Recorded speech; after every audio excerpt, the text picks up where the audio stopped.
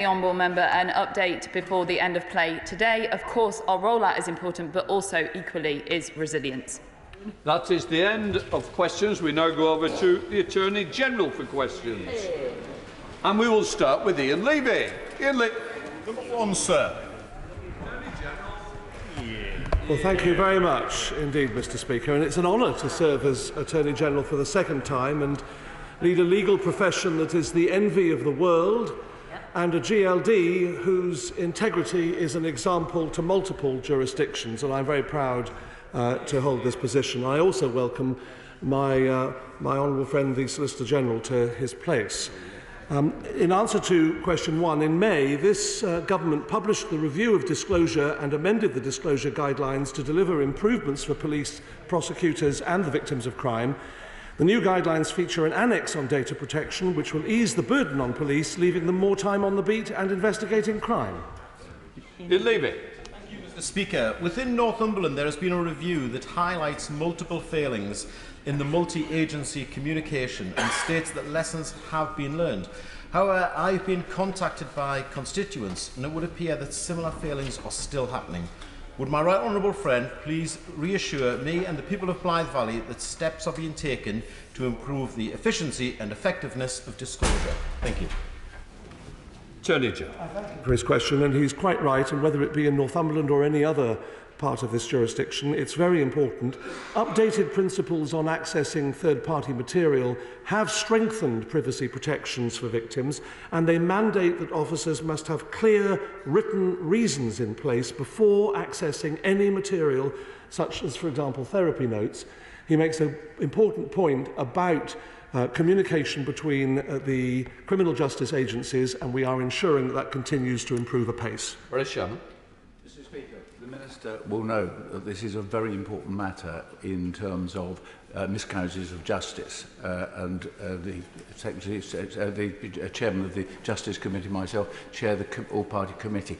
Will he look at other countries' good practice on this, especially in the United States?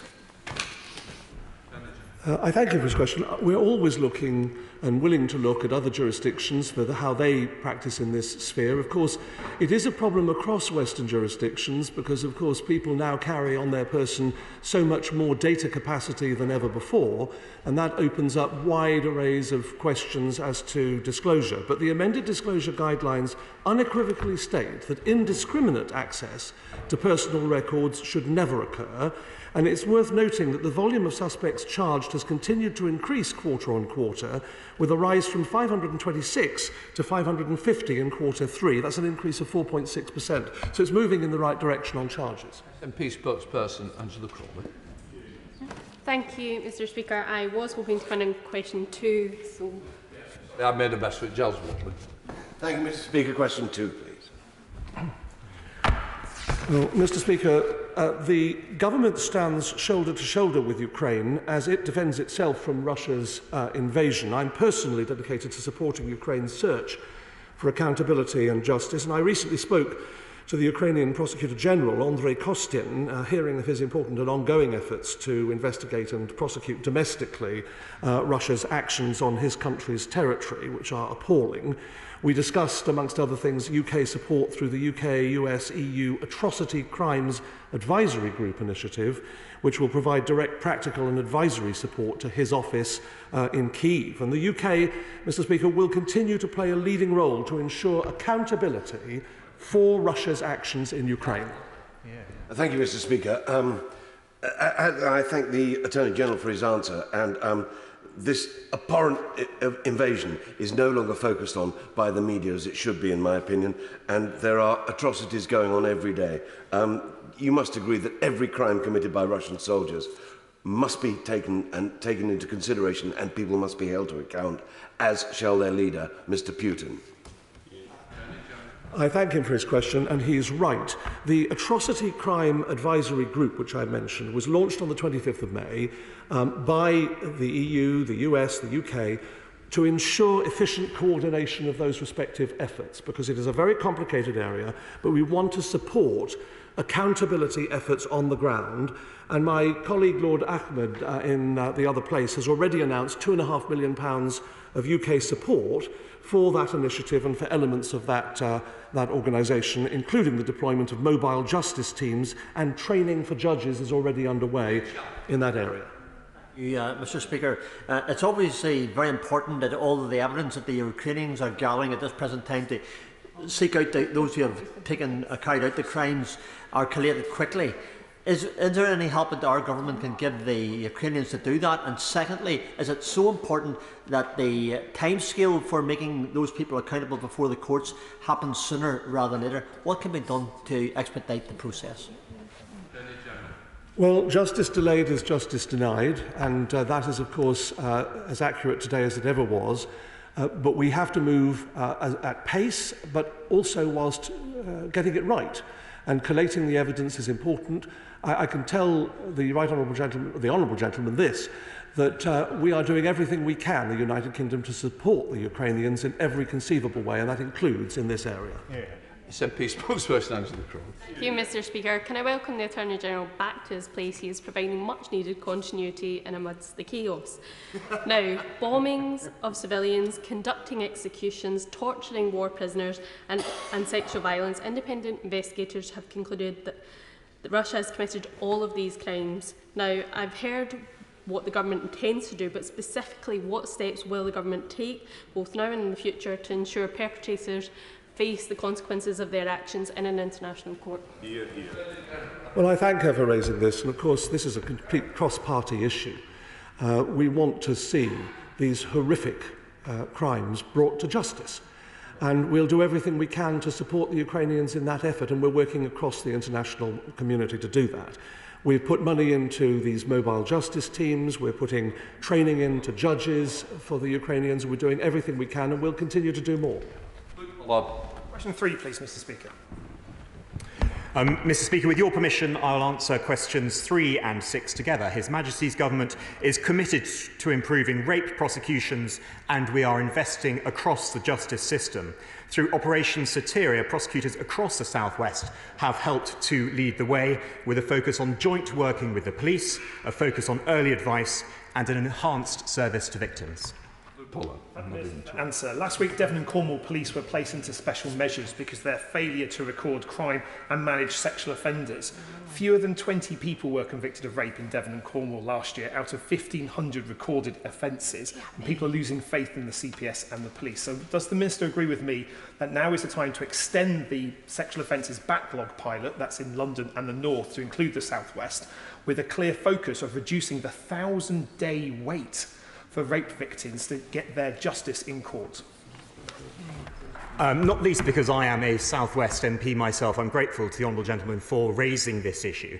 And work is already underway. I've mentioned Operation Soteria in the South West, and I know specifically in his Plymouth constituency there is work going on with the Commission for Violence Against Women and Girls. I've seen that work, and I commend the Commissioners for it. And I know that there is a conference happening in the next few weeks, and I'd ask him to keep me updated more broadly in relation to his substantive question. Referrals from the police to the CPS are up for offences of rape, charges are up and prosecutions are up, but I'm determined that that positive work and that positive trend must continue. Len Saxby. Mr. Speaker, in North Devon, I am repeatedly told by police that the CPS require too much information before they can decide whether to prosecute or not, that the workload to deal with the many outstanding rape cases is not available, and the delays victims endure result in some feeling unable to wait the months or even years for cases to progress. Please can I meet with my right honourable friend to see what can be done to unblock the situation? Mr. Speaker, I'm very grateful to my honourable friend for raising this important issue, and she is right to say that the workload on our police and on our CPS is high. Close working between the police and the CPS is absolutely vital, and hot off the press, Mr. Speaker, the refreshed Joint National Action Plan has been published today, which shows that the CPS has seen an increase, a 58% increase in charges. I know my honourable friend takes this issue incredibly seriously. I'll be delighted to meet her, whether here, Mr. Speaker, or in her beautiful constituency of North Devon. Bradley. Number 4, sir. The government continues to ensure that both the police and prosecutors have the necessary tools they need to tackle dangerous and highly disruptive tactics used by a small minority of protesters to wreak havoc for people going about their lawful daily lives. And in relation to the Insulate Britain protesters, for example, the CPS has so far secured no fewer than 364 convictions in the Magistrates' Court. They continue to take these cases to trial, showing their resolute determination to bring these criminals to justice. Sir Edward. On Tuesday, the House decided to criminalise grandmothers who hold prayer cards outside abortion agencies. At the same time, of course, quite rightly, we brought in ever more new powers to deal with Just Stop Oil protesters. The difference is that the grandmothers would never just go away quietly, but these other protesters would just keep on turning up. So I think what we all want to be convinced about is there's no point having more and more legislation. We have so much legislation in this area. If the police don't enforce it, and the CPS and the courts don't throw the book at these people and give them long custodial sentences. Well, of course, the sentencing of these individuals is a matter for our independent criminal justice system, but we do have an offence of nuisance on the statute books. We also have offences such as obstructing the public highway, which, of course, has been increased in its powers to 12 months imprisonment. We have a public order bill going through Parliament at the moment, which I was rather surprised to see the party opposite did not support. As I have said, we are determined that those who seek to disrupt the normal lives of citizens meet the full force of the law. That is what should happen. That is what is happening. And the Crown Prosecution Service and the police, as the operationally independent authorities, are working extremely hard in close partnership to bring them to justice and see to it that they receive the punishment they so richly deserve. Thank you very much, Mr. Speaker. May I welcome the latest team of law officers to their places. I think I missed a stray Solicitor General in the summer recess between the incumbent and the honourable member for Cheltenham, but it's very hard to keep up these days. We all know there are well-trusted laws to criminalise this type of behaviour, but is the Conservative Party now opposed to all public protest and free speech? From reading their 2019 manifesto, I would have expected to see the Solicitor General and the Attorney General on the picket line opposing fracking. But last night they voted to allow fracking to go ahead, including, I presume, in their own constituencies. If the law officers are prepared to break a clear promise in such a blatant and cynical way, what example does this set to others in upholding the rule of law? Well, I think, Mr. Speaker, although his question, of course, isn't on point to the question asked, the reality of the matter is the party opposite are embarrassed by the fact that they are on the side of the protesters rather than those people who wish to go about their lawful duties, and that's why they didn't support the public order bill. But the offence of public nuisance is available. It has a wide array of penalties available to it. We know the courts will use those powers, and I think that the Labour Party ought to focus, if I may say so, on supporting the British public who wish to go about catching trains, driving across roads and going about their lawful business. Greg Williams. Number 5, Mr. Speaker. Mr. Speaker, the CPS Inspectorate recently inspected CPS Wales and commended the area for its strong performance, for example, in disclosure and its good handling of victims and witness care. The CPS maintains excellent relationships with its criminal justice partners and is driving improvements throughout Wales. Greg Williams. Thank you, Mr. Speaker. The CPS and magistrate courts in Wales have done a terrific job, and in fact they were the first to recover from the pre-pandemic backlog. I recently met with Jenny Hopkins, the excellent director for the CPS, and I would encourage and ask the Minister to come to Wales, especially in a rural setting like Montgomeryshire, and have a roundtable to discuss access to justice. Very good. Thank you, Mr. Speaker. And I heard about my honourable friend's very productive meeting with the Chief Crown Prosecutor for Wales, and he rightly raises the excellent work that is being done by CPS Wales to address the Magistrates' Court backlog. He's absolutely right. It is the first area to recover from the impact of COVID, and I'll be absolutely delighted to join him on a visit to Wales. Malouba. Number 7, please, Mr. Speaker. Mr. Speaker, Thank you, Mr. Speaker.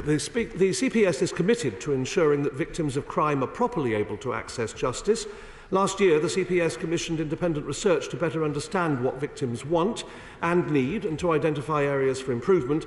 And on the 27th of June, the CPS published its response to the research findings, setting out key areas of action to improve how it engages with victims. And this includes delivering a universal service offer for all victims of crime. Emma Lulber. Thank you very much, Mr Speaker, and I thank the Attorney-General for that response. But this government's inability to prioritise victims is well documented. Now, today, the final report of the independent inquiry into child sexual abuse will be published. For these victims, their abuse is not historical. They live with it every single day and they need justice. Will he commit to implement all of the recommendations in full? Well, this government has repeatedly shown, and rightly so, its support for victims and prioritising the rights of victims. And the CPS publish yearly data on, for example, the Victims' Right to Review scheme. There were nearly 78,000 decisions were made that were eligible for the scheme. Under 2,000 decisions were challenged. 270 of all decisions were found to be wrong. That's 0.35%. But I want to apologise for any decisions that were wrong, even in that tiny number. That's human lives that are involved there. We have focused greatly on the rights of victims, and we will continue to do so. Alex Jock. Mr Speaker, can I warmly welcome the reappointment of the Attorney-General and indeed the appointment of the excellent Solicitor-General. It's fantastic news that the number of rape prosecutions is now 30% higher than it was in the last quarter pre-COVID. Does he agree with me that if we're going to continue that progress, we need to widen the pipeline of referrals from the police, and in that endeavour, we need to ensure that the redaction burden is reduced so that it is proportionate, so that those cases are passed to the police, passed to the CPS, and victims get the justice they deserve? Well, I commend him for his time as Solicitor General, and I do reiterate, as he has done, that since the last time I was a law officer a year plus ago, the number has increased by 30%, as he rightly says, which is extremely impressive.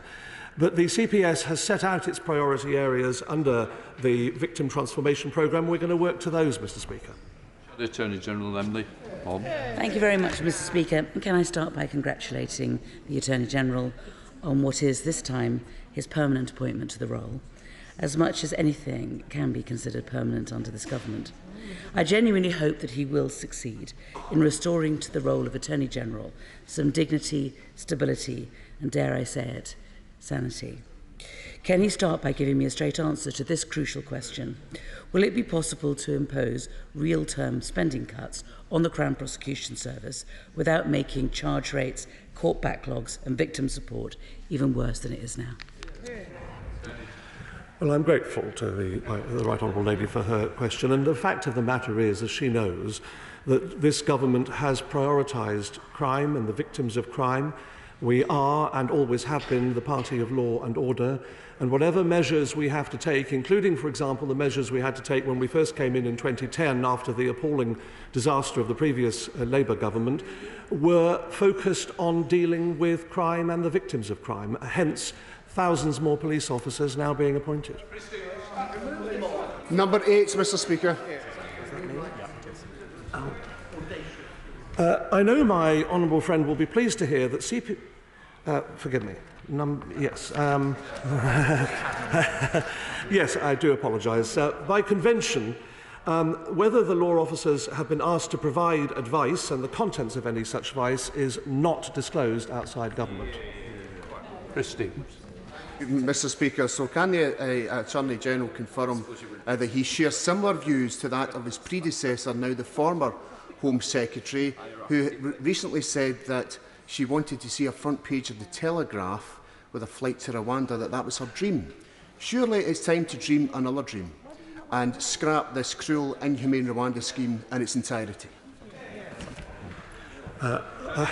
I can't speak to other people's dreams, Mr Speaker, but and I know the Scottish nationalists have their own dreams, which I don't think will ever be realised, because the union of this country is what the vast majority of the people of the United Kingdom want to maintain. But the convention that I mentioned is an important convention, and I intend to respect it, and that protects the law officers' ability as chief legal advisers to the government to give full and frank legal advice. Sarah Britley. Thank you, Mr Speaker. It's encouraging that since the CPS published Number 9, Mr Speaker. Mr Speaker, I know that my honourable friend will be very pleased to hear that CPS North West has consistently achieved a conviction rate that is higher than the national average, and the area conviction rate was 84.4%, 2 percentage points higher than the national rate. Sarah Blittley. Again, Mr Speaker, it's encouraging that since the CPS published its strategy on rape and serious sexual offences in 2020, the number of rape prosecutions has risen dramatically, with a 62.9% increase reported. However, I know that several of my constituents in Hindman and Haslingden are keen to see the specialist trauma training for all court staff, police and prosecutors that's being trialled. So, with great interest in the scheme, please can the Minister update me on the findings at being. Well, I'm very grateful indeed to my honourable friend for highlighting the importance of this issue and indeed more broadly for the support for victims not only in her area across the North West and across the country. There are 2 further specific measures that I think my honourable friend should look out for. Firstly, the Operation Soteria and its continued rollout across the country, and secondly, the Victims Bill. And I look forward to working with my honourable friend on both. That completes questions. We're now going to the urgent question. I now call the Shadow Home Secretary, Yvette Cooper. Thank you, Mr Speaker. To ask the Home Secretary to make a statement on the departure of his predecessor. Minister. Thank you, Mr Speaker. I thank the honourable lady for her question. Mr Speaker, my right honourable friend, the member for Fareham, resigned yesterday following a contravention of the Ministerial Code relating to a breach of Cabinet confidentiality and the rules relating to the security of government business. The Prime Minister has made clear the importance of maintaining high standards in public life and her expectation that ministers should uphold these standards as set out in the Ministerial Code. All ministers are personally responsible for deciding how to act and conduct themselves in the light of the Code and for justifying their actions and conduct to Parliament and the public. However, ministers only remain in office so long as they retain the confidence of the Prime Minister. She is the ultimate judge of the standards of behaviour expected of a minister and the appropriate consequences of a breach of those standards. My right honourable friend has explained her decision to resign. And to be clear, the information that was circulated was subject to Cabinet confidentiality and under live discussion within the government. In light of this, it would not be appropriate to discuss the specifics of the matter further in the House, but the Prime Minister is clear that the security of government business is paramount, as is Cabinet responsibility. The Prime Minister paid tribute to my right honourable friend's service as Home Secretary, noting that her time in office was marked by a steadfast commitment to keeping the British people safe and overseeing the largest ever ceremonial policing operation when thousands of officers were deployed from forces across the United Kingdom to ensure the safety of the royal family for all those who gathered in mourning for Her late Majesty the Queen. Having accepted my right honourable friend's resignation, the Prime Minister acted decisively to appoint my right honourable friend, the member for Welwyn-Hatfield, as Home Secretary yesterday afternoon. I hold the new Home Secretary in the highest regard and note that he is already getting on with the job, keeping the people of this country safe. Yvette Cooper. Thank you, Mr Speaker. I notice there's no Home Secretary this morning, unless the member for Bassett Law has been appointed Home Secretary in the last few hours, which, to be honest, nothing would surprise us at the moment, because this is total chaos. We've got the third Home Secretary in 7 weeks. The Cabinet was only appointed 6 weeks ago. The Home Secretary has been sacked, the Chancellor sacked, the Chief Whip sacked and then unsacked, and the unedifying scenes of Conservative MPs last night fighting like rats in a sack. This is a disgrace. The former Home Secretary has circulated a letter, and that seems to contradict what the Minister just said, because she said it was a draft of a written ministerial statement that was due to be published imminently and had already been briefed to MPs.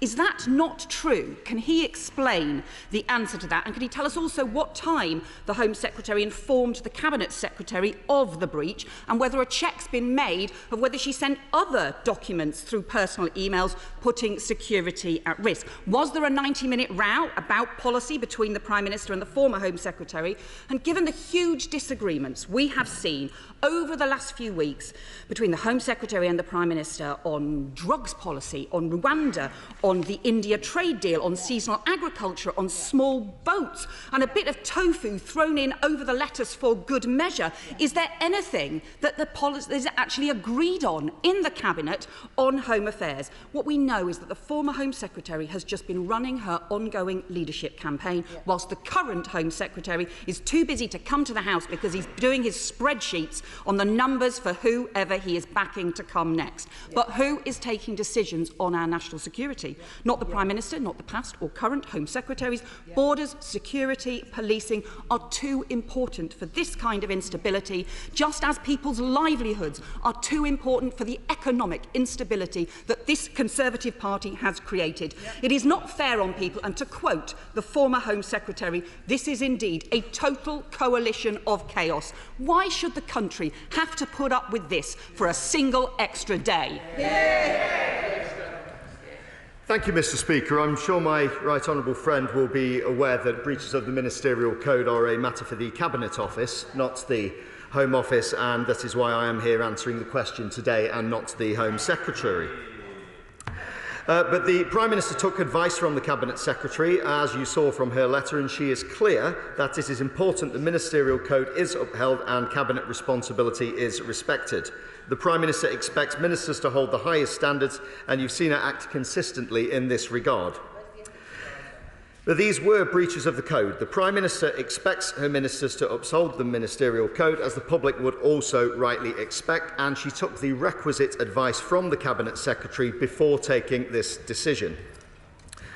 And I'm mindful it's not usual policy to comment in detail on matters like this, Mr. Speaker, but if it would be helpful with background, and appreciating much of this is already in the public domain, the documents in question contain draft government policy which remains subject to Cabinet Committee agreement. Having this on a personal email account and then also sharing outside of government constituted clear breaches of the code, sections 2.14 and 2.3, if helpful to look at. The Prime Minister is clear that the security of government business is paramount, as is Cabinet responsibility, and ministers must be held to the highest standards. Sir Edward Lee. Can the Minister assure us that this resignation was entirely due to a technical breach of the rules and there was no policy disagreement between the Prime Minister and the Home Secretary? Because many of us had great confidence in the former Home Secretary's determination to ensure that we meet our manifesto commitments and that we should not replace mass migration from Europe with mass migration from the rest of the world.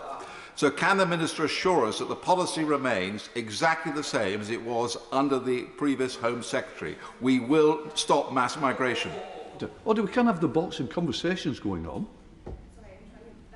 I know, but please, it's very distracting. This just does not happen between backbenchers and the box.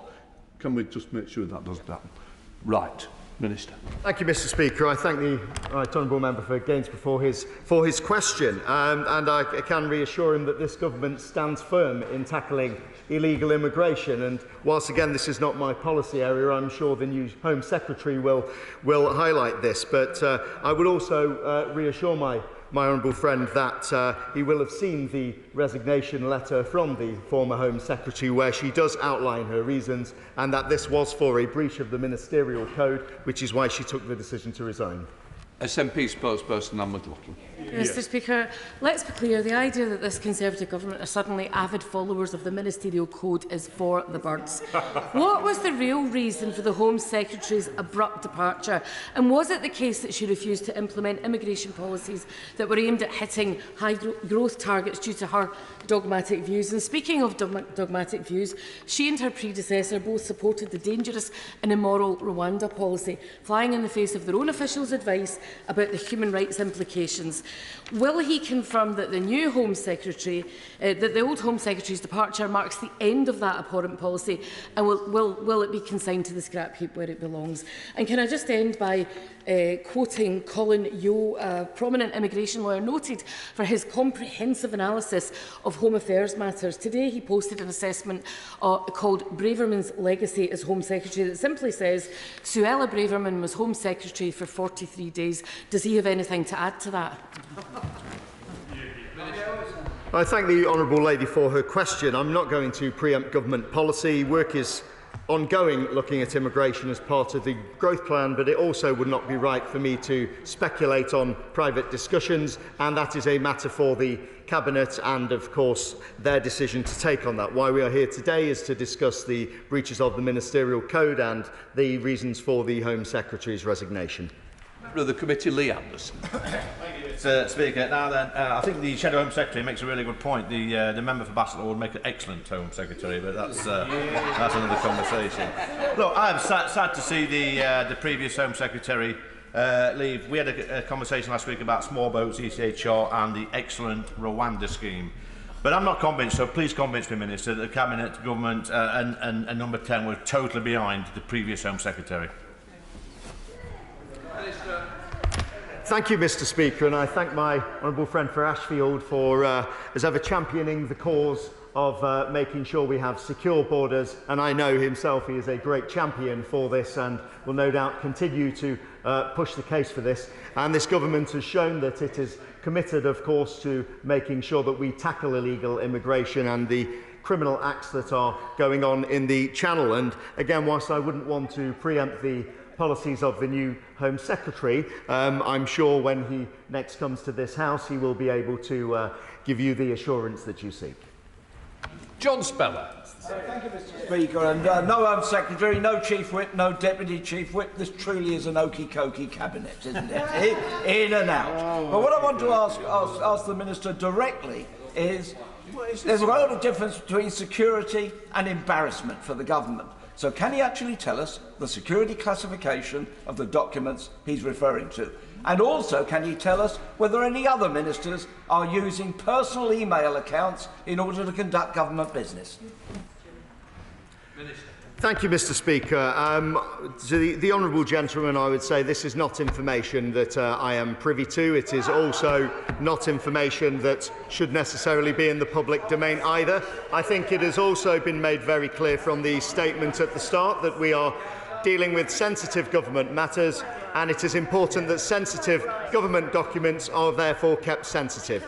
This is the reason the Home Secretary tendered her resignation. She recognises that and that this breached the Ministerial Code, and this is why she resigned as outlined in her letter. Andrew Bridger.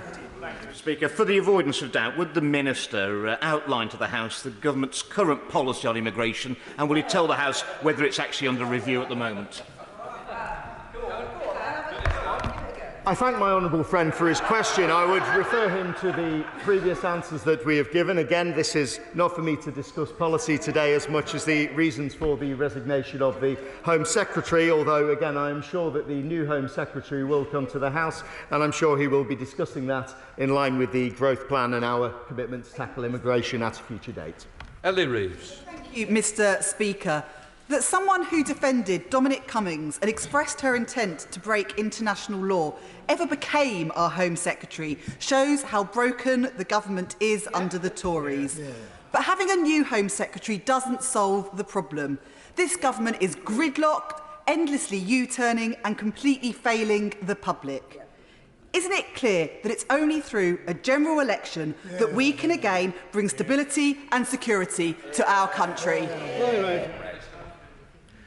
Thank you, Mr. Speaker. Again, I would remind the honourable lady that we do not live in a presidential system, and of course it is up to this government to command the confidence of this House, which is the case, and it has been very clear that we will not be having a general election. But this is not the business for this House this morning. We are here to discuss the resignation of the Home Secretary, and I think we should stick to that, Mr. Speaker, rather than trying to diverge into other areas.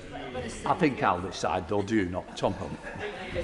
My constituents were informed yesterday that 200 economic migrants will be accommodated in a hotel in the town centre in Ipswich, of great cost to the taxpayer, putting pressure on local public services and actually also putting local jobs at risk. Will the Minister confirm to me that the new Home Secretary will prioritise the unsustainable practice of accommodating illegal immigrants in hotels and also throw their support behind things like the Miranda scheme that the Labour Party oppose, which is potentially the only way we can nip this problem in the bud? Thank you, Mr. Speaker. I thank the honourable member for Ipswich for his question, and I think in terms of reassurance, what I would say is we've seen the Prime Minister acting very swiftly to get a new Home Secretary in place yesterday afternoon, and that is because this government is committed to pushing ahead with our agenda, and of course important issues that my honourable friend has highlighted there which need attention. This is why it is so important that we do have that stability, and this is why the Prime Minister took the action that she did. Others to comment. Because it's surely obvious that the Home Secretary resigned because it's now understood in government that government's immigration policy is a major block to economic growth. And if that is the case, then I welcome the change and I welcome the new Home Secretary, and we will do if he ever graces the chamber with his presence. When he reports back to the Home Office, when we look at immigration policy in relation to economic growth, will he remind the Home Secretary that we need urgent change in the law relating to visas for non-EEA nationals seeking to work in our fishing industry? Minister. Thank you, Mr. Speaker. I thank the honourable gentleman for his question. Once again, I think it's been made clear that we should not be responding to speculation. Private discussions are exactly that, and what we have come here to deal with today are the facts. And the facts are the Home Secretary has tendered her resignation for a breach of the ministerial code, and policy issues are something for another time and not this House today. Mr. Speaker, I was very disappointed to see the previous Home Secretary leave her role. She's a tremendous loss to those of us who hope that one day, just one day, this government might finally get a grip of the small boats crisis. It would be a huge mistake if this government were to soften its tough line on preventing illegal immigrants entering this country upon their departure. Can the Minister confirm that the government's policy remains unchanged? Thank you, Mr. Speaker. I thank my honourable friend for his question, and whilst I may already said that I cannot speak on behalf of other ministers with this, I think you will have seen from the Prime Minister's letter to the Home Secretary where she was thanked for the work that she has done, whether this was with the huge policing operation for late Her Majesty, or whether it is with the other work that she's been doing, and of course clamping down on illegal immigration, keeping the British people safe, and I'm sure that work will continue. Mr. Speaker, it's been rightly reported that a member of the Cabinet was involved in a fracas last night during the vote. Was there a breach of the ministerial code, and will that be investigated? Thank you, Mr. Speaker. I thank my honourable friend for his question. Of course, if my honourable friend believes such breaches have occurred, then there is a set process for people to refer that to. But I do think that we shouldn't be commenting on speculation. I think, as we see from the press this morning, there are many stories, many things about the lobby last night, which I was in, of course, and I certainly didn't see what I believe other people have been saying they saw. So I think rather than comment on speculation, we should stick to facts, and the facts are why we are here today. Kirsten Oswald. Thank you very much, Mr. Speaker. It seems to me that there are as many theories and reasons being given about the real reason for the departure of the former Home Secretary as there are stories about what on earth went on, and we all saw it with the fiasco that this government presided over last night. So can we have a bit more clarity on what has really gone on, what exactly is happening? And I noticed that the Minister has been somewhat selective in who he will answer in terms of immigration. I think it's quite important that he gives us some clarity here and now on whether he is seriously defending the abhorrent policies of the former Home Secretary. Thank you, Mr. Speaker. I thank the honourable lady for her question, but once again, we are not here today to discuss specific policies, but we are also not here today to discuss gossip. We are not here to discuss rumours, and we are not here to discuss what people may think did or didn't go on yesterday, and this is a completely different issue. We are here to discuss the resignation of the Home Secretary for a breach of the Ministerial Code. And the Prime Minister has been very, very clear that she expects the highest standards in government, and all ministers are expected to adhere to the Ministerial Code, and when they haven't and they have done a breach, they are expected to resign. And that is what the Home Secretary has done, as outlined in her letter. Florence Session-Lund. Thank you, Mr. Speaker. The Minister and would have heard other members and right honourable members talk about the former Home Secretary's comments in terms of seeing refugees fly away. For us as members to talk about people seeking refuge, people fleeing from war, persecution, is deeply beneath this House and beneath the standards we should have. The current Chancellor, who, as we all know, is probably the Prime Minister, has said that he wants to see a more compassionate Conservative. Yeah. Can the Minister outline that the new Home Secretary will be outlining that compassion in when we are dealing and talking about people seeking asylum and refuge in our country? Yeah. Minister. I thank the honourable lady for her question, and again, whilst I cannot discuss policy, what I would say is this government has shown compassion, not just in terms of the aid we give abroad, but I would point to the Homes for Ukraine scheme. You look at what we've done there, before that with Syria, before that with Afghanistan, and this country has a proud history of welcoming refugees. That is something that will continue, that is something that this government has been committed to, will continue to be committed to, and is something that I am certainly also committed to. Thank you very much, Speaker. Appointing a Home Secretary who lasted 43 days and a Chancellor who lasted 38 days is unprecedented and farcical. What does that say about the Prime Minister's judgment and fitness for office? She has no support anywhere in this House anymore. Shouldn't she be following her former colleagues to the backbenches, pausing only to ask for a dissolution of Parliament? Thank you, Mr. Speaker, and I'd remind my honourable friend that appointments are a matter for the Prime Minister. The Prime Minister has outlined what she expects in terms of conduct of ministers, and when the Prime Minister has changed her appointment, she has done it swiftly. The Prime Minister has been very clear on this, that she expects us to be working together towards our growth plan to deliver for the people of this country, and that is why she has taken the actions that she has. Dave Dougan. Thank you, Mr. Speaker. The former Home Secretary got her jotters because she was on manoeuvres, and the Cabinet at large is on manoeuvres to find out who's going to replace the Prime Minister. But the de facto Prime Minister, the Chancellor, didn't want anybody's manoeuvres competing with his own. Yeah. Isn't that the truth? It's nothing to do with that breach of the code. Yeah. Minister. Well, thank you, Mr. Speaker. I mean, I would say to the honourable gentleman, I think the proof here is in the resignation letter of the Home Secretary herself. The Home Secretary herself has outlined the reasons why she has resigned from her position. She's been very clear about the Ministerial Code, which areas it is that she has breached, and, of course, as we say, other matters are to be treated separately. But why we are here today, once again, is to discuss why the Home Secretary resigned. We're not here to discuss other matters that involve internal party politics. Kate Green.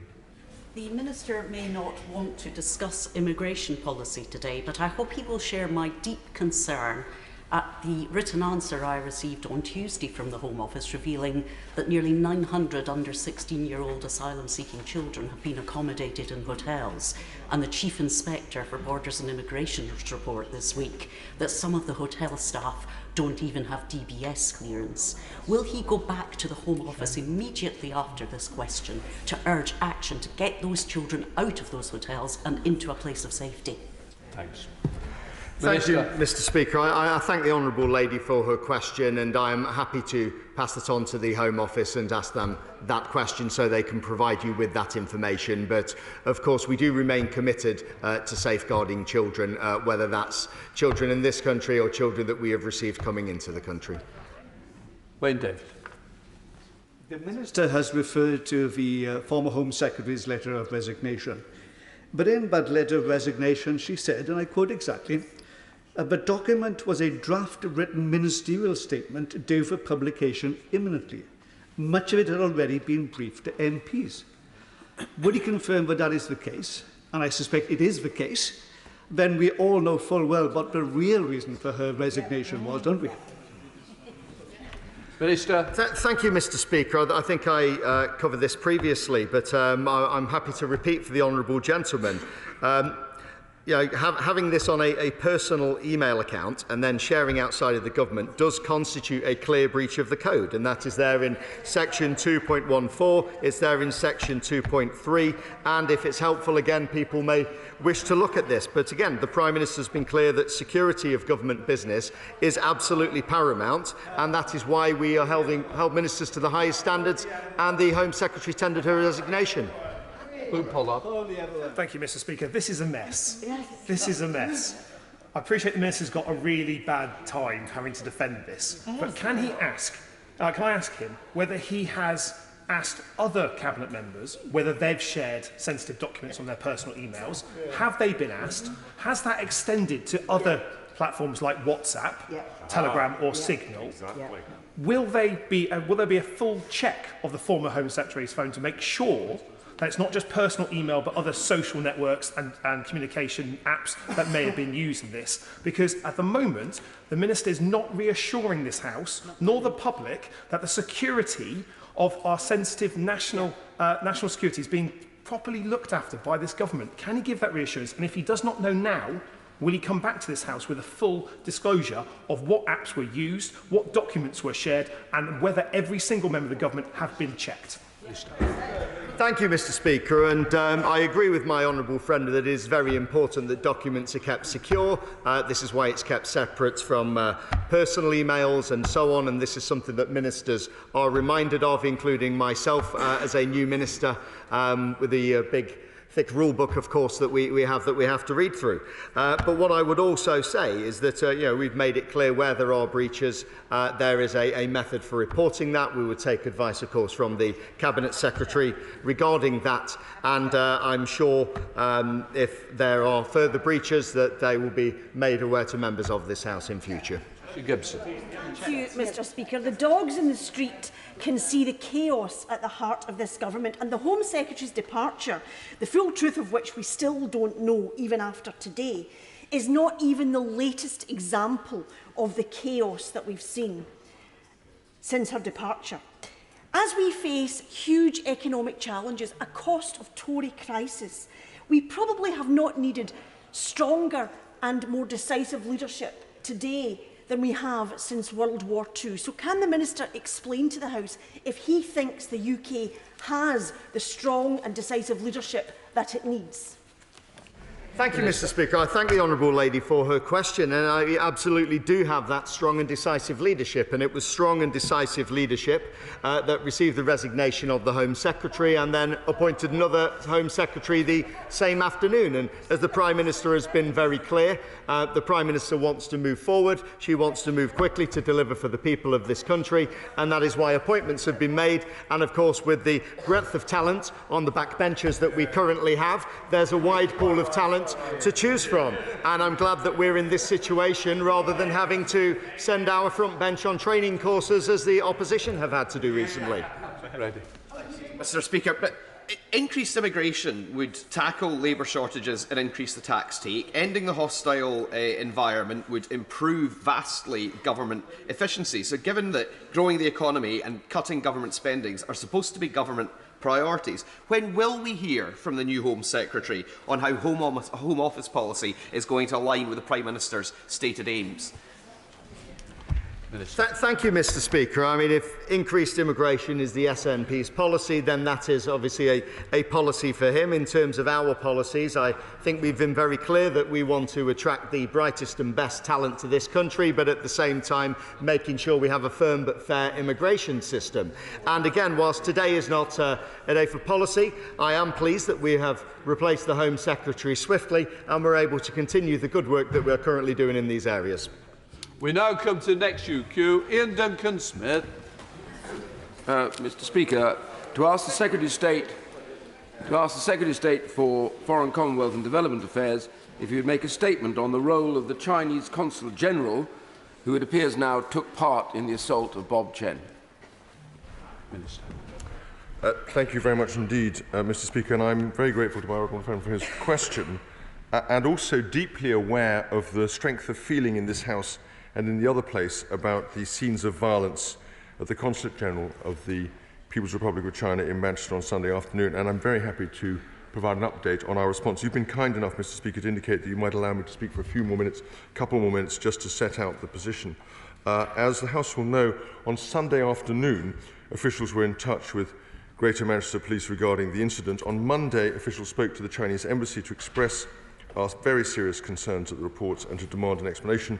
And FCDO officials were clear that all diplomats and consular staff based in the UK must respect UK laws and regulations. On Tuesday, I announced in this House that the Foreign Secretary had issued a summons to express His Majesty's Government deep concern at the incident and to demand an explanation for the apparent actions of the staff of the Consulate General. Following my statement, the Chinese Chargé d'Affaires attended the summons at the FCDO in his capacity as acting ambassador. For the avoidance of any doubt, the Chinese ambassador is currently out of the UK, and therefore it is standard practice in such circumstances to summon the Chargé d'Affaires. And also, if I may be clear, receiving an official summons from the Foreign Secretary is not, as it has been described, a light rap on the knuckles, but the delivery of a stern message well understood within the context of diplomatic protocol. It is customary for senior officials to deliver such messages. These summons are not an invitation for an ambassador to have an audience with the Foreign Secretary or with ministers. In any case, given that it was the Chargé d'Affaires, it was doubly appropriate that it should be delivered by a senior official. In the summons, the officials set out that peaceful protest is a fundamental part of British society and that everyone in the United Kingdom has the right to express their views peacefully without fear of violence. He reiterated our clear expectation that diplomatic and consular staff should conduct themselves in accordance with UK law. And we have made it absolutely clear to the Chinese Embassy that the apparent behaviour of Consulate General officials during the incident, as it appears from the footage, which even now more of which is coming out as we discuss this, is completely unacceptable. Now, the independent police investigation is now underway. Greater Manchester Police have been clear that there are many strands to what is a complex and sensitive inquiry and that it may take some time. As the Foreign Secretary has said, we will await the details of the investigation, but in the meantime, I've instructed our ambassador to deliver a clear message directly to the Ministry of Foreign Affairs in Beijing about the depth of concern at the apparent actions by Consulate General staff. And let me be clear that if the police determine that there are grounds to charge any officials, we would expect the Chinese consulate to waive immunity for those officials. If they do not, then diplomatic consequences will follow. Finally, if I may, allow me to reiterate to this House the value we place on the Hong Kong community in the UK. When the national security law was imposed on Hong Kong in 2020, this government acted immediately in announcing the scheme for British national overseas status holders and their dependents. Since then, over 100,000 people and their families have made the decision to move to the UK to live, work and make this their new home. And I want to put on record here now again today officially a reaffirmation of our unwavering support for them and our commitment to their safety. They are most welcome here. Recognising the interest that this issue has across this House, Mr. Speaker, the Government will seek to update the House on this matter next week with your permission. Sir Ian Denton-Smith. Mr. Speaker, I'm grateful to you for granting this UQ, and I follow from the UQ by my honourable friend. I say to my right honourable friend, just for the purposes of the House, it's worth reminding everybody what happened at the Chinese consulate. In the grounds on Sunday, an appalling attack took place on a peaceful protester who was dragged into the consulate grounds and seriously abused. And we saw those appalling videos of Bob Chen being dragged into those grounds and abused. And it now appears that the Consul General played a part in that physical attack. Mr. Chan is a Hong Kong refugee who we have welcomed over here. I and others are working to help those get out of Hong Kong across the floor. We've worked together, and that community now feels very frightened by what is going on in the UK by the Chinese government's representatives. And he, Mr. Chen, gave a statement for the first time to the media yesterday, Mr. Speaker, and it was a very moving statement. He spoke of how badly bruised and damaged he is and how frightened he is, and his wife and child were in the room as well at the same time. I thought it was very brave of him because he now fears being targeted by the Chinese Communist Party here in the United Kingdom.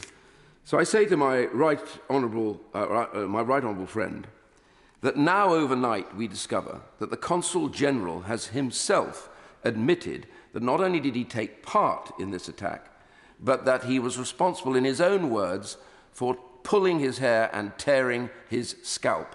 This is the Consul General, let alone the others that were there.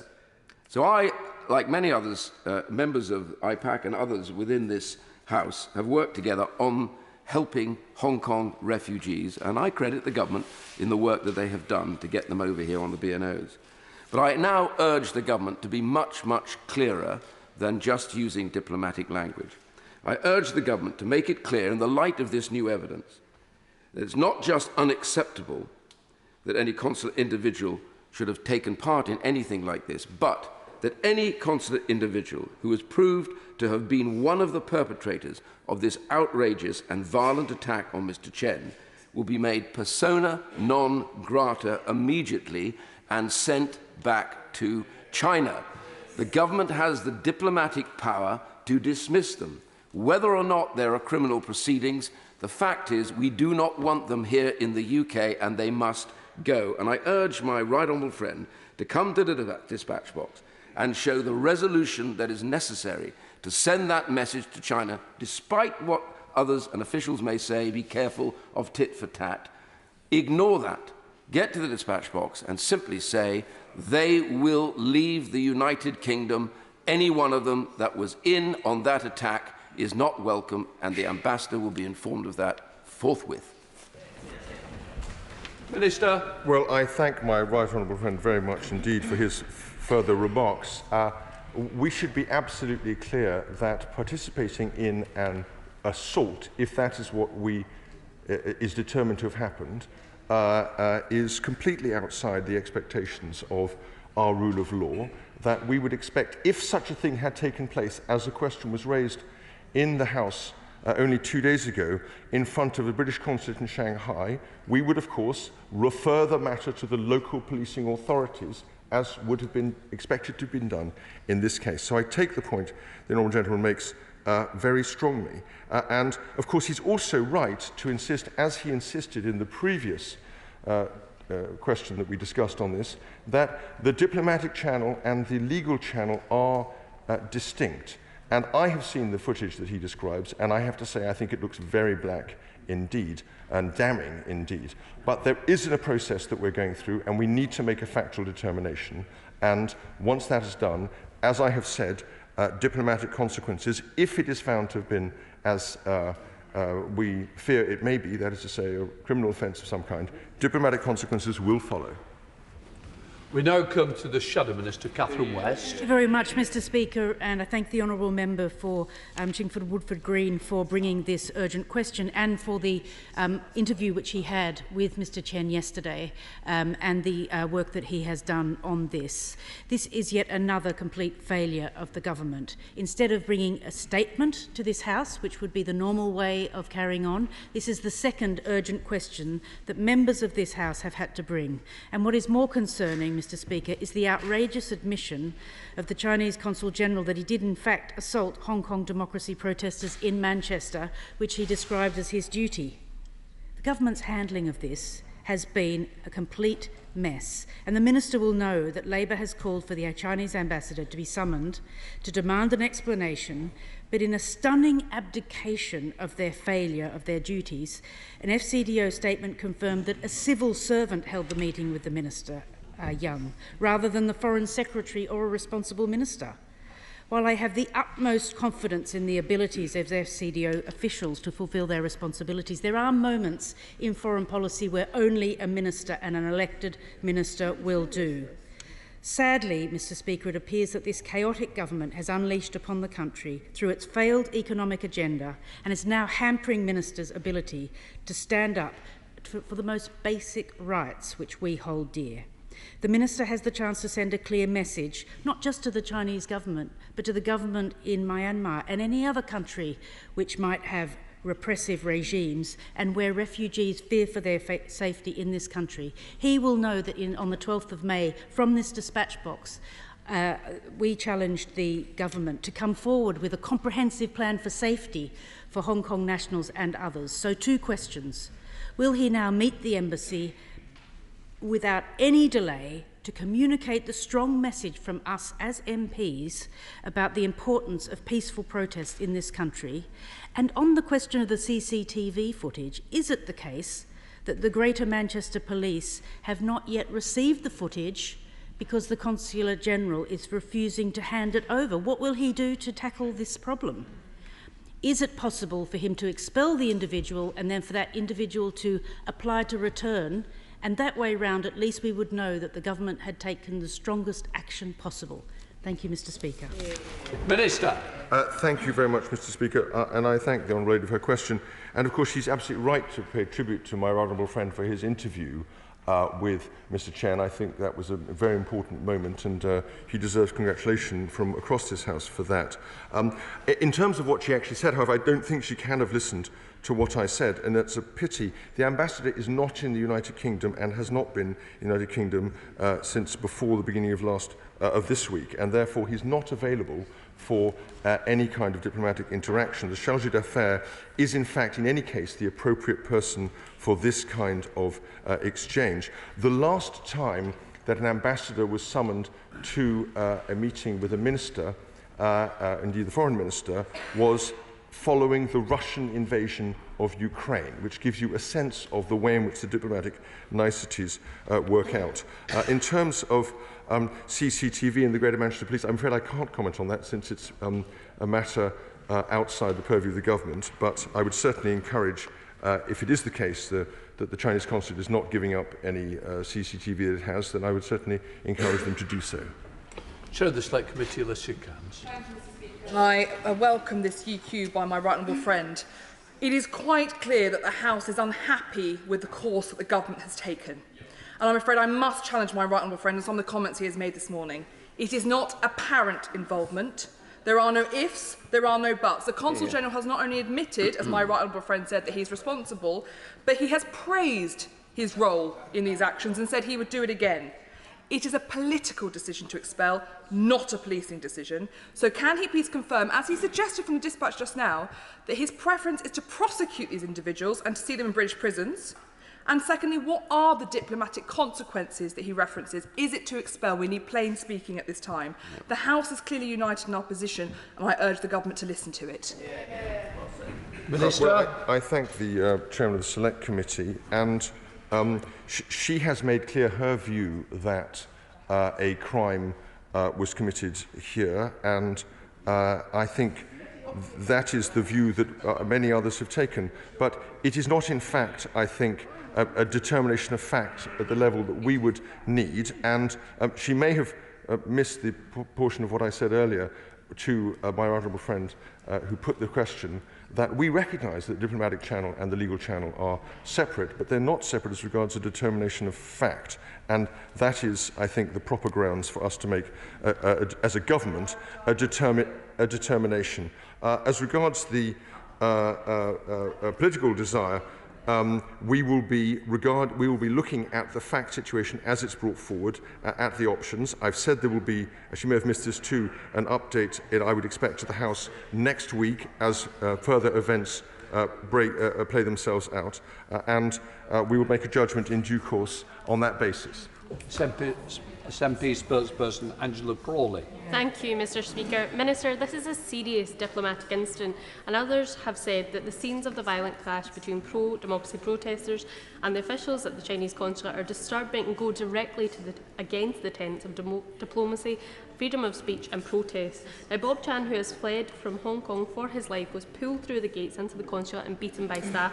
He was left with cuts and bruises to his face, and a video footage shows hair being pulled by the Chinese consulate. He has already admitted that this was his duty. Now, the SNP condemn this violence against peaceful protesters in the strongest possible terms and call for an urgent investigation. If these individuals responsible for such violence cannot be criminally prosecuted due to diplomatic immunity, they must be formally expelled from the UK. What actions will the Minister commit to take hold of the Consulate General and take account both in domestic law and international law? Well, Mr. Speaker, I've set out the actions we're proposing to take at the moment, and of course we recognise, and I said in terms, the seriousness of this matter. And of course, we also recognise the seriousness with which the House takes this matter. Now, as to the Consul General's remarks about it being its duty, I think they are sufficiently absurd not to require comment from the dispatch box. Tim Moore. Thank you, Mr. Speaker, and thank you for the steadfast support that you've continued to show those that are sanctioned by China. The Consulate General seems to have forgotten he was in Manchester, where we allow free speech, and thought he was in Lhasa, Hong Kong, or Xinjiang, where peaceful demonstration is routinely met by violence from the authorities. This doesn't require clear messages in due course, as the Minister has just said. This requires strong action now, which involves chucking out some of these people, and it involves posting additional police outside every Chinese government establishment in this country to make sure that no more peaceful demonstrators are attacked in this way, because many Uyghur families and many Tibetan families already feel intimidated. Now they can be dragged into Chinese premises and beaten up or worse. Minister. Well, I thank my honourable friend for his question. The point about he's right to raise the contrast between our own rule of law and the deplorable, despicable experience of the Uyghurs that has been meted out to the Uyghurs in Xinjiang. He will know that only last week the UN Human Rights Commission debated this matter on the back of an extraordinarily damning report by former President Bachelet of Chile, and that is now in the public domain. As regards police support, I think it is a fact about this that the demonstration was notified to the Greater Manchester Police. They were on hand at the time, and so it's not absolutely clear that police support as such is what is required.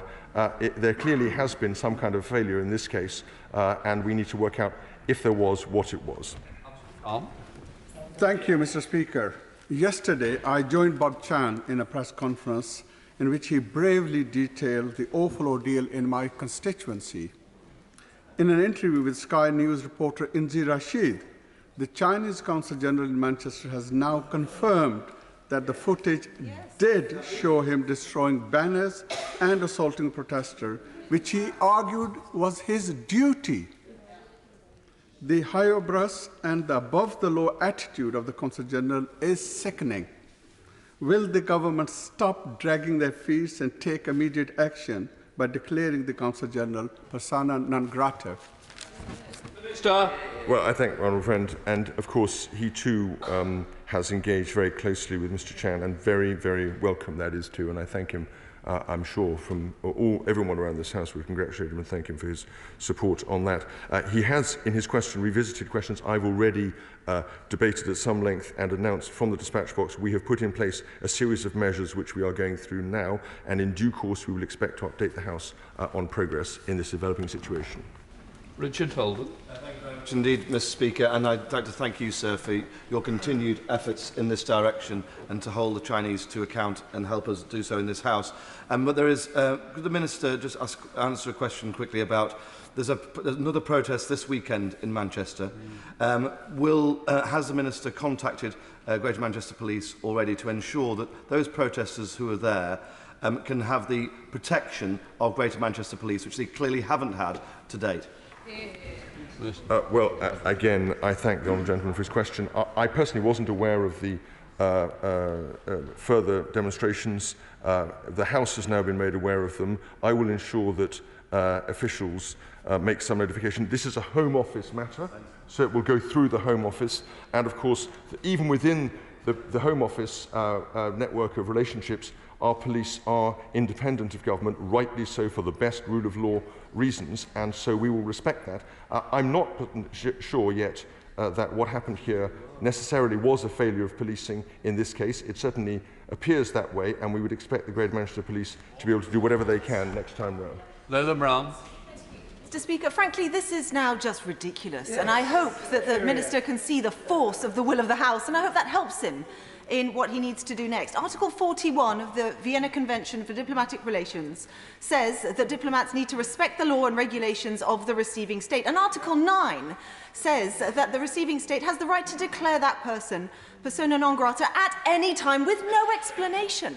The CPS then says that that is done when the police have sufficient evidence to justify court proceedings. Now, given the video, given the admission, the lack of action by the government is frankly laughable at this point. This is now a political decision.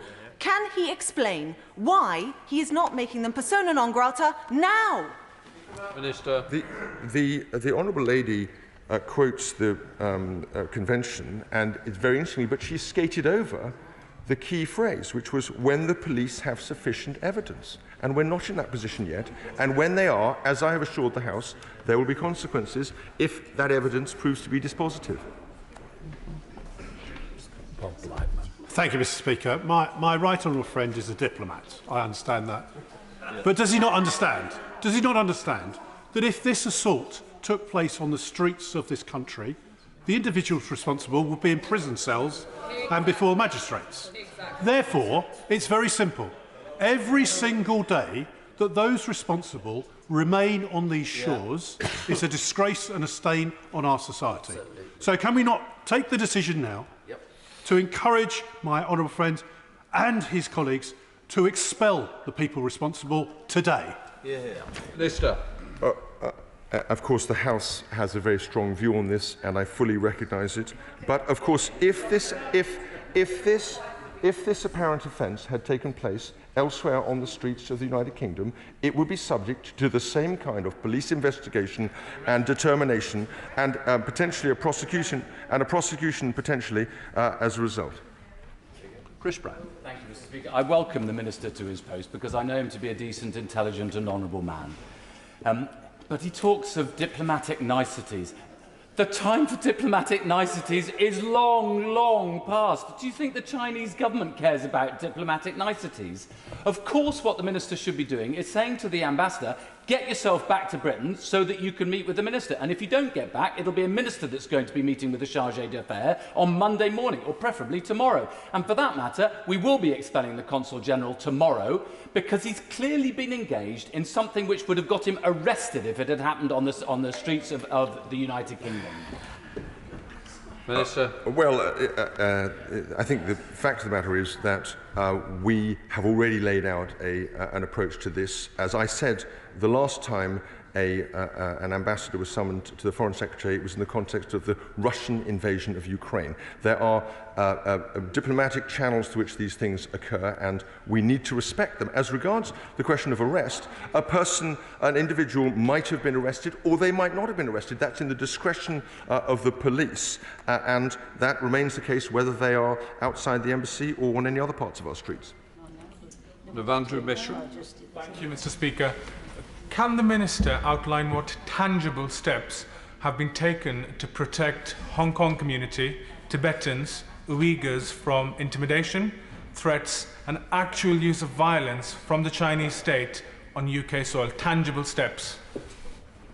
Minister. Well, he knows that we've, of course, opened the BNO channel. We have offered support from the Home Office and from the Department for Housing, Levelling Up and Communities to them, and they remain under the rule of law and therefore the purview of the police, as would any other residents in this country.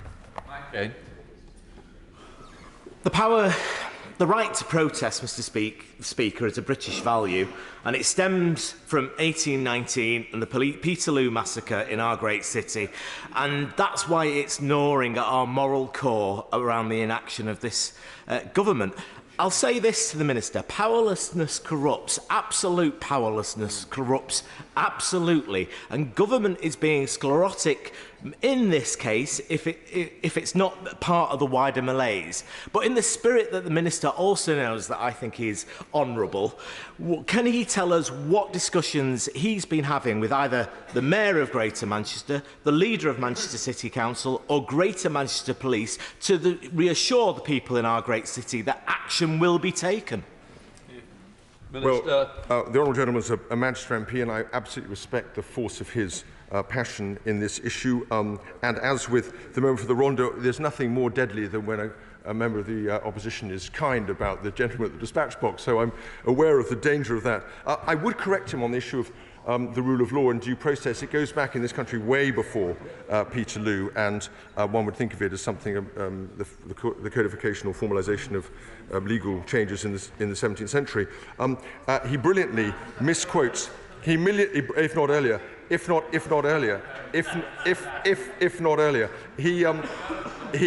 brilliantly misquotes Lord Acton. Let me say in relation to the Greater Manchester Police that this is a matter for the Home Office, but I can be absolutely certain, as he can, that they will be following this debate with considerable interest.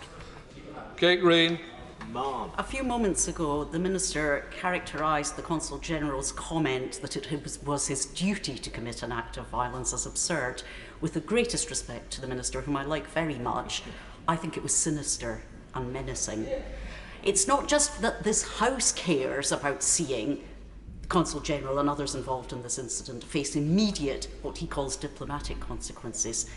Hong Kong nationals now obtaining refuge in my constituency also need the reassurance that the government takes their security seriously. As long as these people remain in Manchester, in this country, they do not have that reassurance. Minister.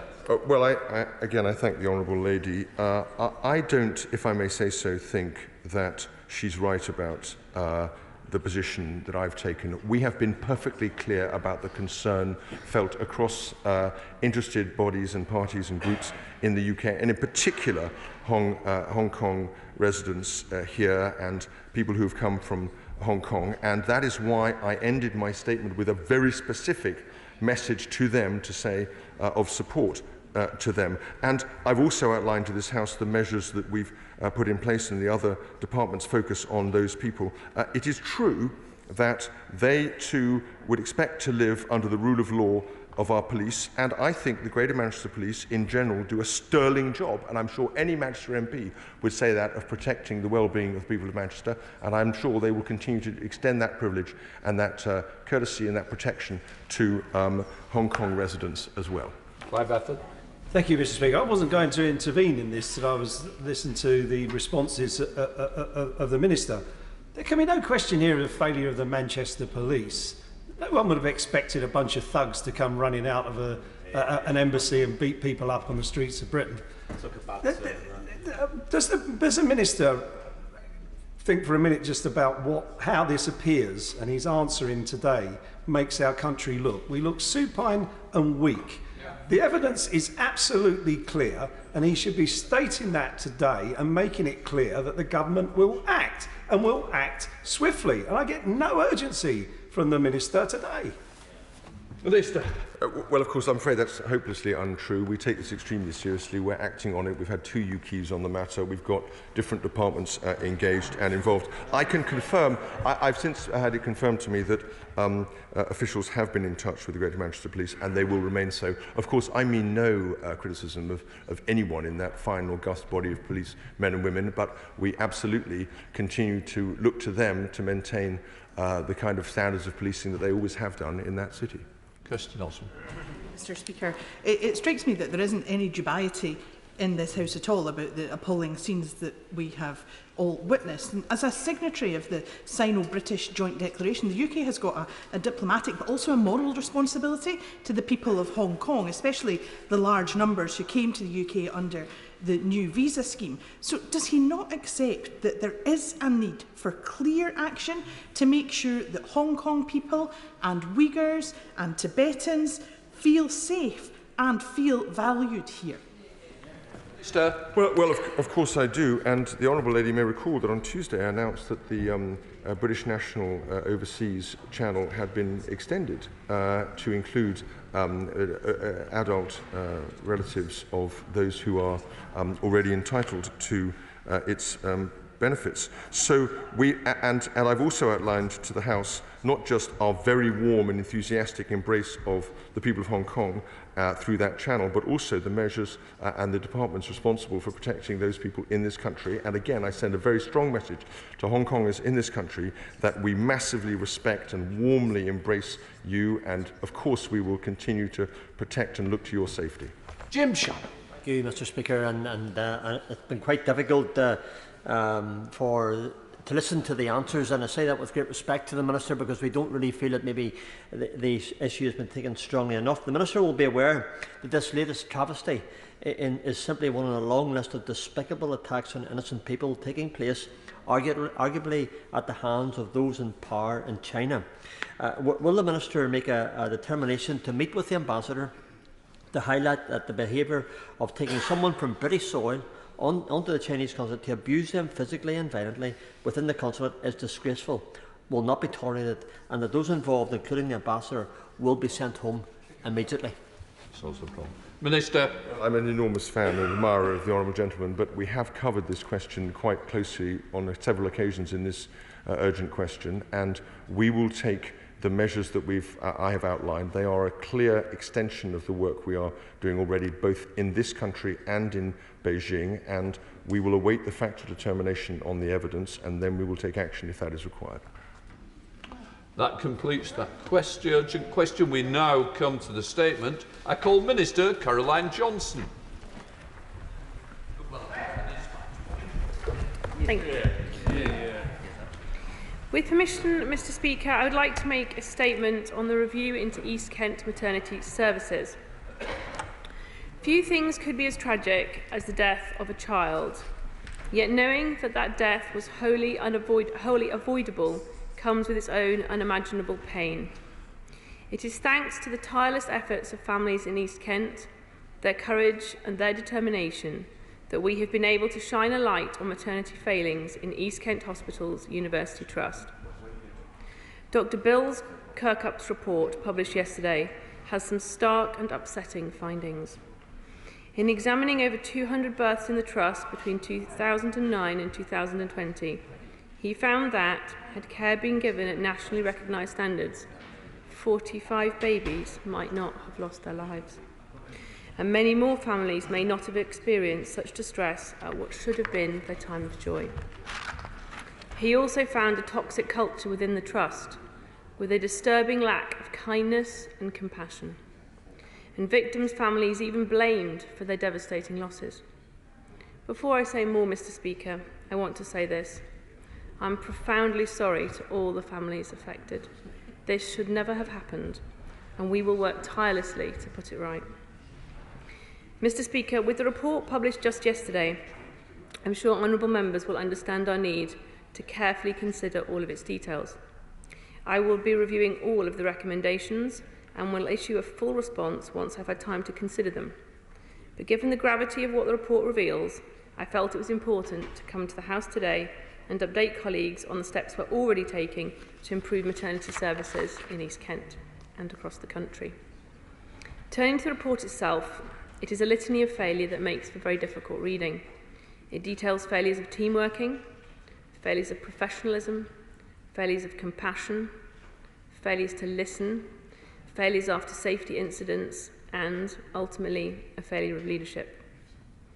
The review heard about women and family members feeling patronised, ignored or told off. One woman hearing from a doctor, some parents just aren't supposed to have children. Some people felt they were unimportant or too much trouble.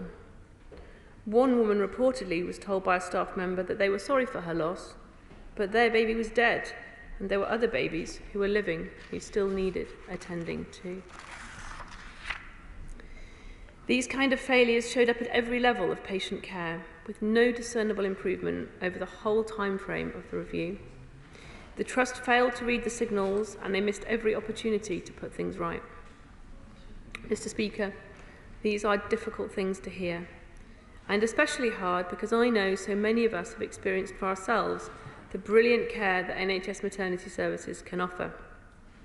We must take nothing away from the hundreds of thousands of incredible people working day and night in maternity services across the country. Yet we cannot pretend that the story of East Kent is a one-off. Reviews from Morecambe Bay to Shrewsbury and Telford paint a more disturbing picture. While they may be some of the most extreme examples, and we must hope they are certainly not isolated incidents. And colleagues will know that just last month, Donna Ockendon began her new independent review into maternity services at Nottingham University hospitals. We entrust the NHS with our care when we are at our most vulnerable. Everyone has the right to expect the same high-quality care, no matter who they are or where they live. Mr. Speaker, we are already taking a number of steps to improve the quality of maternity care in East Kent and across the country. An intensive programme of maternity support was put in place at East Kent's Hospitals University Trust in September 2019, overseen by NHS England, the Kent and Medway Integrated Care System and the Trust Board. And the Trust has been allocated a maternity improvement advisor and an obstetric improvement advisor. Mr. Speaker, we will also continue to ensure the high standards at national level. I'm grateful to Dr. Kirkup for the extensive recommendations in his report, but it is vital they are not viewed in isolation. As Dr. Kirkup has said himself, since his Morecambe Bay investigation in 2015, maternity services have been the subject of more significant policy initiatives than any other service. So his recommendations must be considered alongside existing work to improve maternity outcomes. First, there is our independent working group. The group is one of the key immediate and essential actions from the Ockenden Review and has now begun its important work. The group, chaired by the Royal College of Midwives and the Royal College of Obstetricians and Gynaecologists, is advising the Maternity Transformation Programme in England on how they can take forward the findings of both the Ockenden and the Kirkup reports. Next, our new maternity quality surveillance framework is a vital tool for proactively identifying problems in trusts so they can get support before serious issues arise. And in March 2022, NHS England announced a £127 million funding boost for maternity services across England to help ensure safer and more personalised care for women and their babies. But even with this essential work, we recognise there is still a long way to go and much more work to be done to put things right. In closing, Mr. Speaker, I want to thank Dr. Kirkup and his team. His experience has been invaluable, and I know his approach of putting families first has been welcomed. I also know that hearing the accounts of families has been a harrowing experience at times. Yet, as he has said, it's difficult to imagine just how much harder it was for those families as they relived some of their darkest days. So I'm sure the whole House will also join me in paying tribute to those families whose tireless determination to find the truth and tell their stories has brought us to this important point. Nothing we can do can bring back the children that they have lost, or fill the tragic void of a life never lived. But now we know their stories, we will listen, learn and act so that no other family should ever experience such pain. I commend this statement to the House. Now come to Shadow Minister Farrell Clark. Thank you, Mr. Speaker, and can I thank the Minister for the advance sight of her statements. I thank Dr. Bill Kirkup and his team for the report. Today marks another milestone for another group of families in their fight for justice.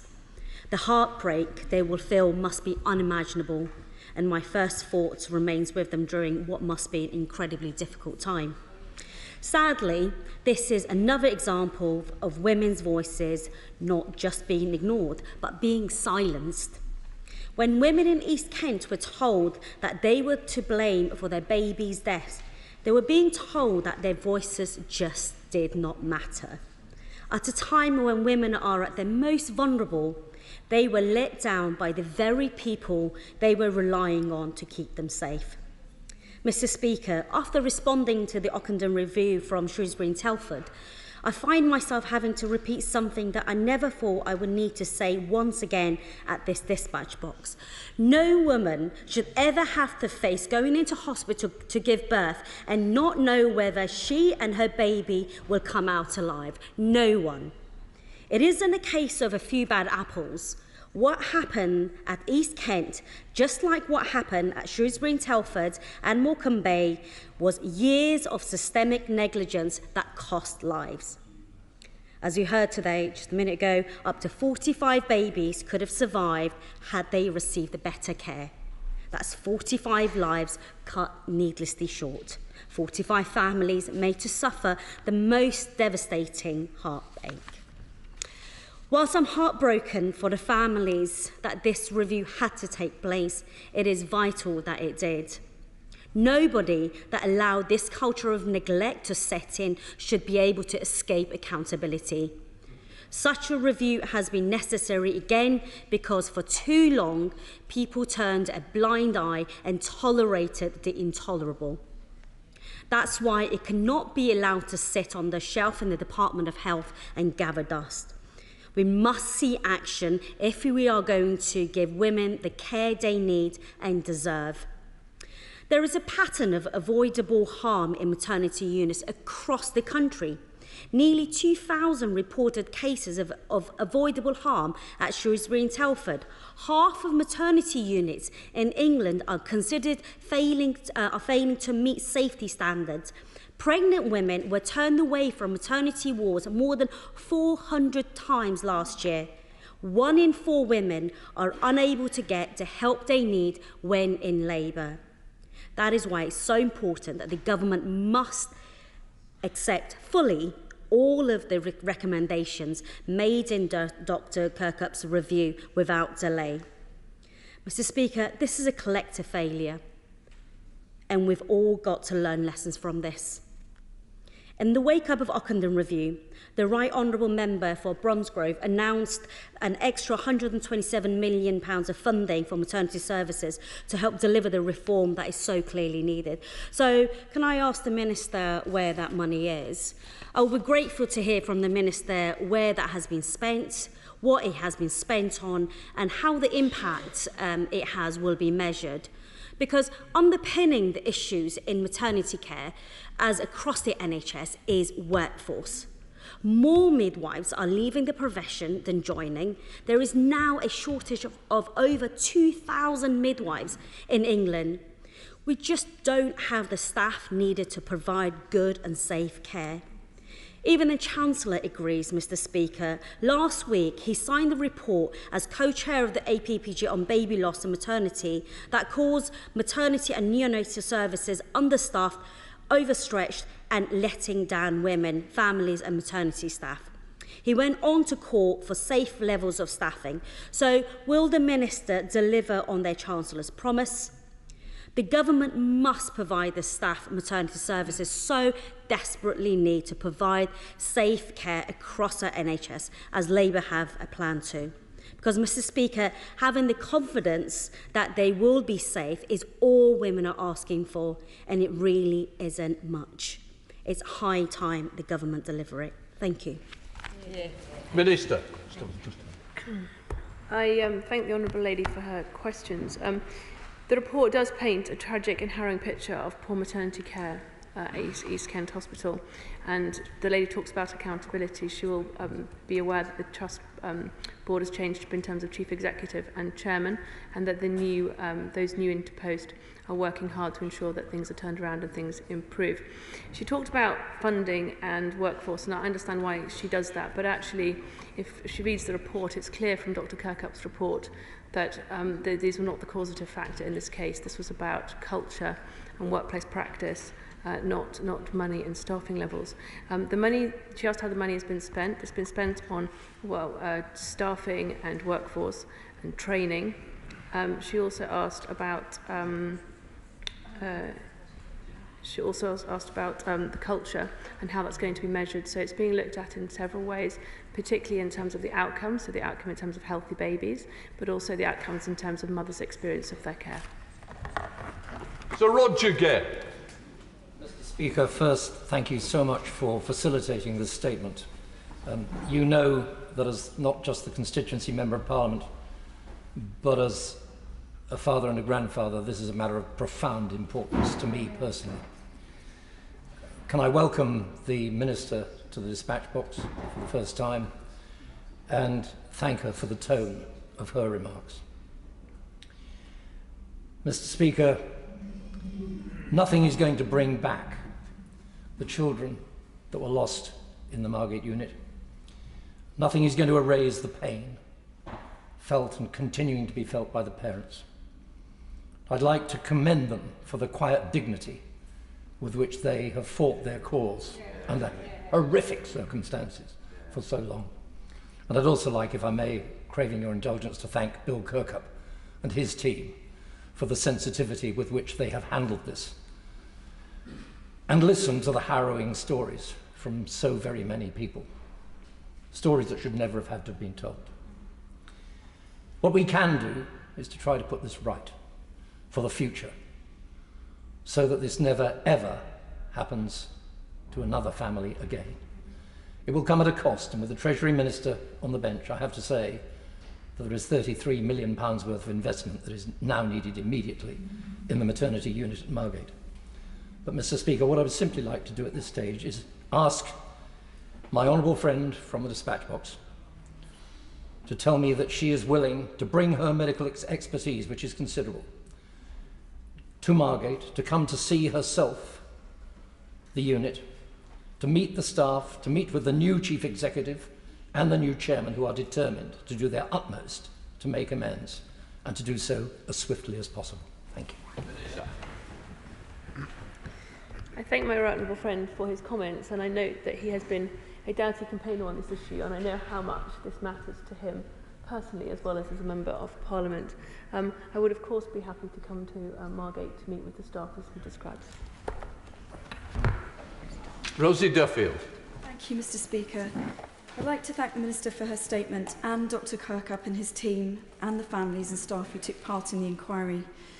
It's clear that there's been an utterly toxic and dysfunctional culture within maternity services at East Kent Hospitals Trust, and it's shocking and disturbing and made so much worse by the revelation that the Trust tried to cover these cases up.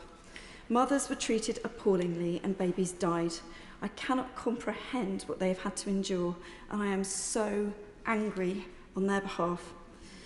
How can the Minister assure my constituents that action leading to immediate change will not involve any of the staff and managers involved directly in these cases, given that former staff and a governor have said that they publicly cannot recommend the service? How can MPs in East Kent tell our constituents that our maternity services are now safe? Minister. I thank the Right Honourable Lady for her question, and I know that this is a matter on which she has been campaigning furiously on behalf of her constituents. I share her anger and her shock when I read the report at some of the cases and some of the ways in which patients have been spoken to during the time at their hospital. It's truly unforgivable. In terms of the question of safety, that was my first question when I read the report, is are we sure that the patients going in today to have their babies are safe to do so? So I met with Anne Eden, who's the Regional Director of NHSE, yesterday to talk to her about the safety. I have been reassured both in terms of quality and outcomes. In terms of outcomes, I've been reassured that the looking at crude data, which I appreciate is not published yet, the number of stillbirths and neonatal deaths over the last year or so have fallen substantially. And in terms of quality, they're doing a review of, so each woman is contacted 6 weeks after her delivery to ask about her experiences, and where experiences have not been as they should be, although they are in almost all cases, where they've not been as they should be, that's been further investigated in each case. Damien Green. This report is a terrible read, particularly, obviously, for bereaved parents who have gone through untold anguish, including some at the William Harvey Hospital in my constituency. And what makes me particularly angry is that this was going on for more than a decade under several different management regimes at the Trust. So can the Minister give some reassurance to women in Ashford who are about to have a baby at the William Harvey that they will be treated safely and respectfully? And can she assure the House, looking further afield, that the terrible repeated examples of similar tragedies and scandals around the NHS are now at an end? I thank my right honourable friend for his question, and I know that he also shares the House's desire to ensure that such events do not reoccur and to ensure that his constituents are safe. He asked about the failures over time, and in fact there were signs as early as 2010 that there were problems being raised with this trust, and the failure is not so much as the need to find those problems, but actually that they weren't properly dealt with when they were found. I have received assurances yesterday from the Regional Director of NHS England that in the way I described a few moments ago, and I will be meeting with her regularly to have updates to ensure that this process is not just put in place but also followed through. Clive Efford. Mr. Speaker, the stories of the families are really harrowing to read, and I hear what the Minister says, that staff shortages can't be used to excuse the poor practice that has taken place. But nonetheless, it is disturbing that the NHS England has abandoned its safety targets under the midwifery continuity and care model. And I wonder if the Minister could say, when we have more midwives leaving the profession than coming into it, as a matter of urgency, in order to avoid these sorts of occurrences in other places, what the government is going to do to turn around that loss of midwives. So thank the honourable gentleman for his question. So NHS England have announced they're investing an additional £127 million into the maternity system in the next year. This money will go towards the maternity workforce and improving neonatal care. There is also, in addition to that, £95 million invested last year to support the establishment of more than 1,200 more midwifery posts and 100 more consultant obstetric posts. Work is already underway as part of the biggest nursing, midwifery and allied healthcare professional recruitment drive in decades. So this will help us to increase the number of midwives in East Kent, but also elsewhere. Helen Waitley. Thank you, Mr. Speaker. Can I thank my honourable friend for her statement, and particularly for the tone in which she makes it. Dr. Kirkup's report is harrowing reading, but nothing compared to the harrowing experiences of the parents whose babies were severely injured at birth, stillborn, or lost in the days after they were born, particularly when so many of those incidents were avoidable.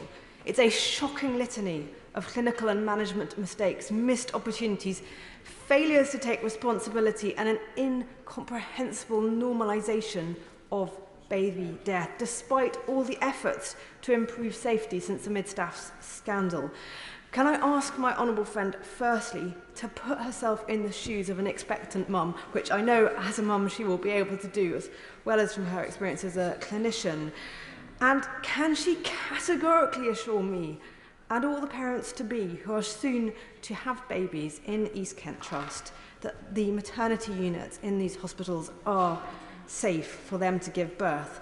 And secondly, can I say to her, while there are worthwhile sections on the actions in the report, and I commend Dr. Cooper for his report, the report doesn't get to the bottom of the problem, which is truly one of accountability.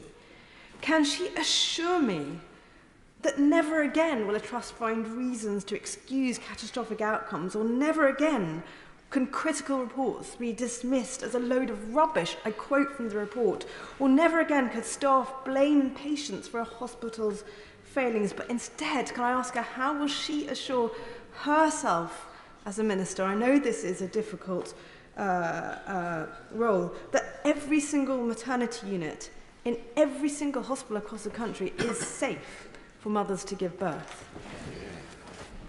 Minister. I thank my honourable friend for her question, and I know that she has campaigned hard, both as a minister and as a backbench MP, for safety in the National Health Service.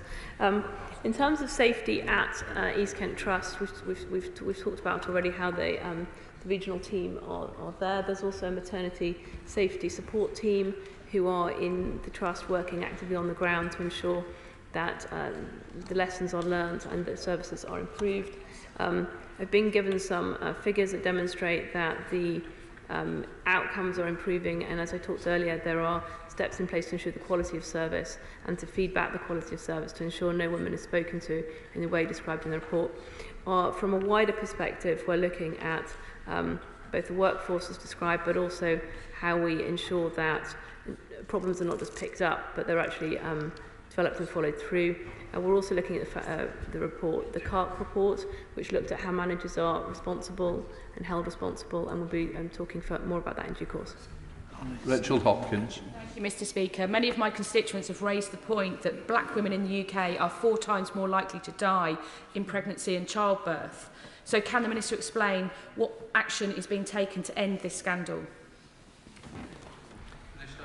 I thank the Honourable Lady for her question.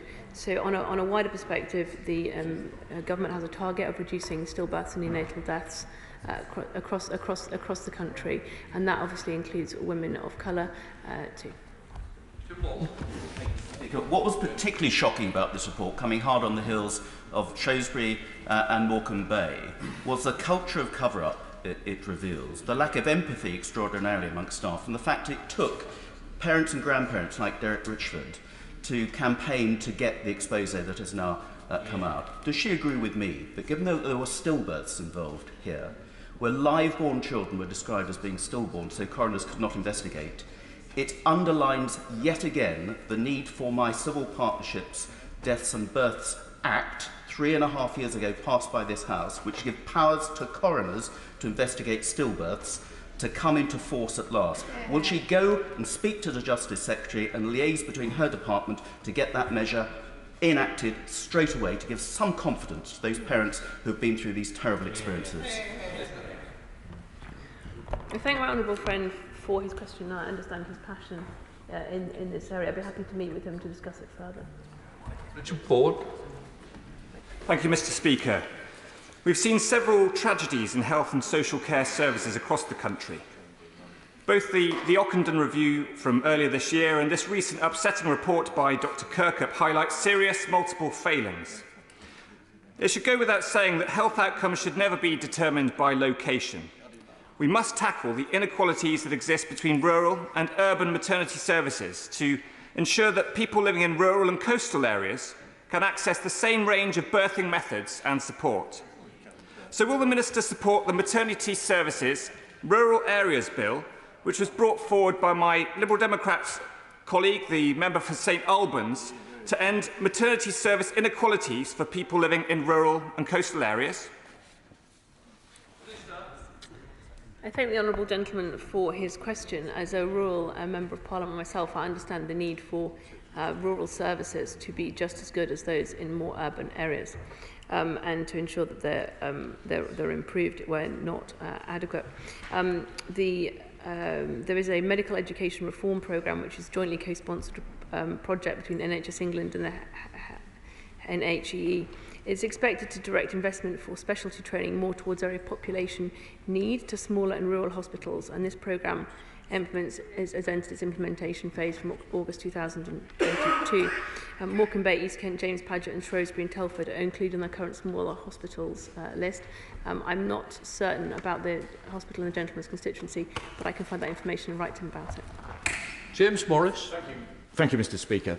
This is clearly a shocking and disturbing report, and I find myself agreeing with the Shadow Minister when she said that this represents a serious collective failure across our maternity services, because I know that it's not just an isolated incident. Would the Minister agree with me that there is a role here to be played by the Healthcare Safety Investigation Branch that has set up a stream of work in relation to maternity services? So could she redouble her efforts in conjunction with that body to make sure that we learn the lessons of the cultural failures in this case, and that learning is spread throughout the system, because that's the only way that we have an opportunity of making sure that these things don't happen again? Minister. I thank my honourable friend for his question.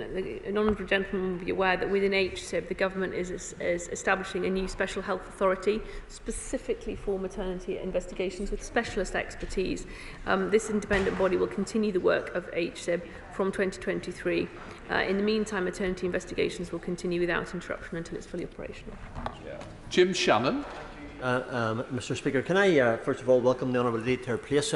We're very pleased to have her expertise and knowledge in that role as Minister, and I think this House will benefit from that. I'd also like to express on behalf of myself and my party my sincere sympathies to all of those who have lost loved ones. I think it's fair to say that we all have those families very much in our thoughts and our prayers. Will the Minister outline what discussions have taken place with the devolved health trusts, devolved nations for instance, to information share and to ensure that UK-wide reform, as it is clear that the pressures that led to this terrible scenario in Kent are ready to be replicated throughout the United Kingdom of Great Britain and Northern Ireland, as midwives battle with understaffed, unsupported and exhausted wards, which are on the brink of life and death disasters, through no fault of individuals, midwives who will carry that all to their graves. I know the Minister is committed to making it better. How can we do that for all of this great United Kingdom of Great Britain and Northern Ireland? Thank you.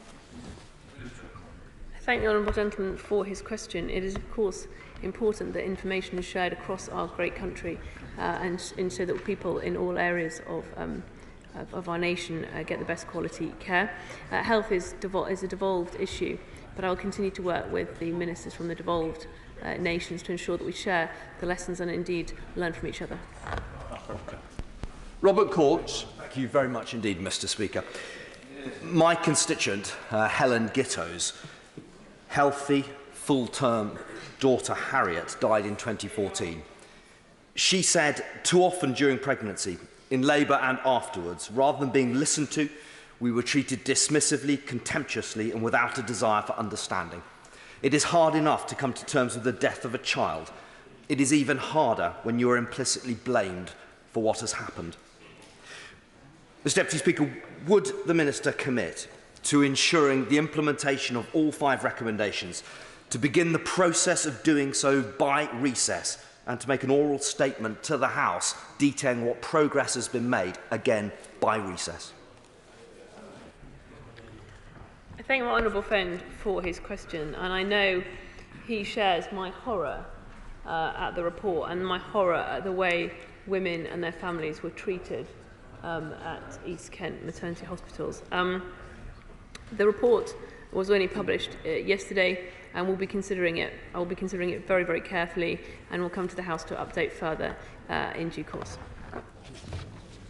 That concludes that statement. I'd like to thank the Minister. We're now moving on to a statement by the Secretary of State for Defence on Ukraine. Thank you, Mr. Deputy Speaker. And with permission, I would like to make a statement on the ongoing conflict in Ukraine. We are now 239 days into the operation President Putin planned to conclude within a month. Active Ukrainian offensive operations continue in the northeast, near Safatovi, and the Kherson region in the south. If Ukraine successfully advances on Savatov, a key road and rail junction, it will constitute another severe blow to the logistical viability of the northern sector of Russia's Donbas front. Yesterday, the new Russian commander in Ukraine, General Sergei Surovikin, offered an unusual and candid public statement of the difficulty of the Russian position in Kherson on the right bank of the Dnieper River. Pro-Russian occupation forces have now started to withdraw from with some categories of civilian east of the river. They claim 7,000 people have already departed and aim to move another 10,000 a day, though we cannot yet verify those figures. Russia's limited hold on the bank of the Dnieper looks shaky. They are likely more seriously considering a drawdown of their forces in the area. Russia's ground campaign is being reversed. It is running out of modern long-range missiles, and its military hierarchy is floundering. They are struggling to find junior officers to lead the rank and file.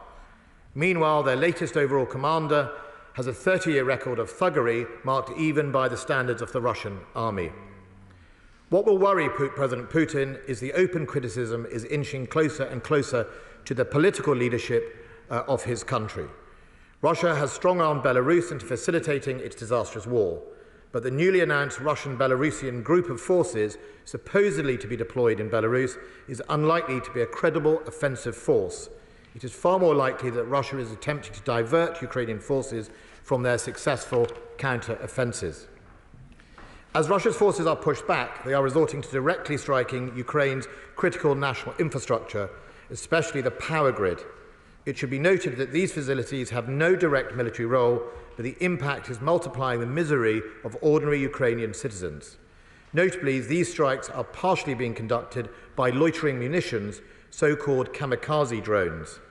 Despite Tehran's denials, these weapons are being provided by Iran.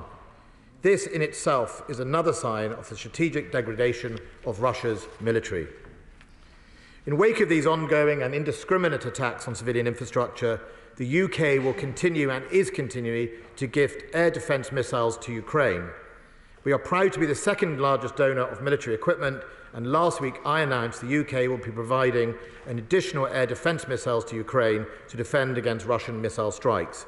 These include AMRAAM air-to-air missiles, which, used in conjunction with NASAM's air defence pledged by the United States, are capable of shooting down cruise missiles. We continue to provide sophisticated electronic warfare equipment, which gives additional protection against long-range drones and missiles.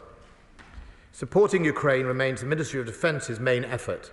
We are helping Ukraine replenish their stocks to keep us fighting. And as winter approaches, we're developing a package of support to support Ukrainians through the winter, including 25,000 sets of winter clothing, so they are more effective on the battlefield than their poorly trained, badly prepared and ill-equipped Russian counterparts, many of whom have been mobilised at short notice with little training, equipment or preparation. As part of Operation Interflex, we are also continuing to train Ukrainian recruits in the United Kingdom alongside our Canadian, Danish, Dutch, Finnish, Lithuanian, New Zealand, Norwegian and Swedish partners. We have so far trained over 7,000 soldiers and are currently on track to train 10,000 by the end of the year, with up to 20,000 to follow in the year 2023.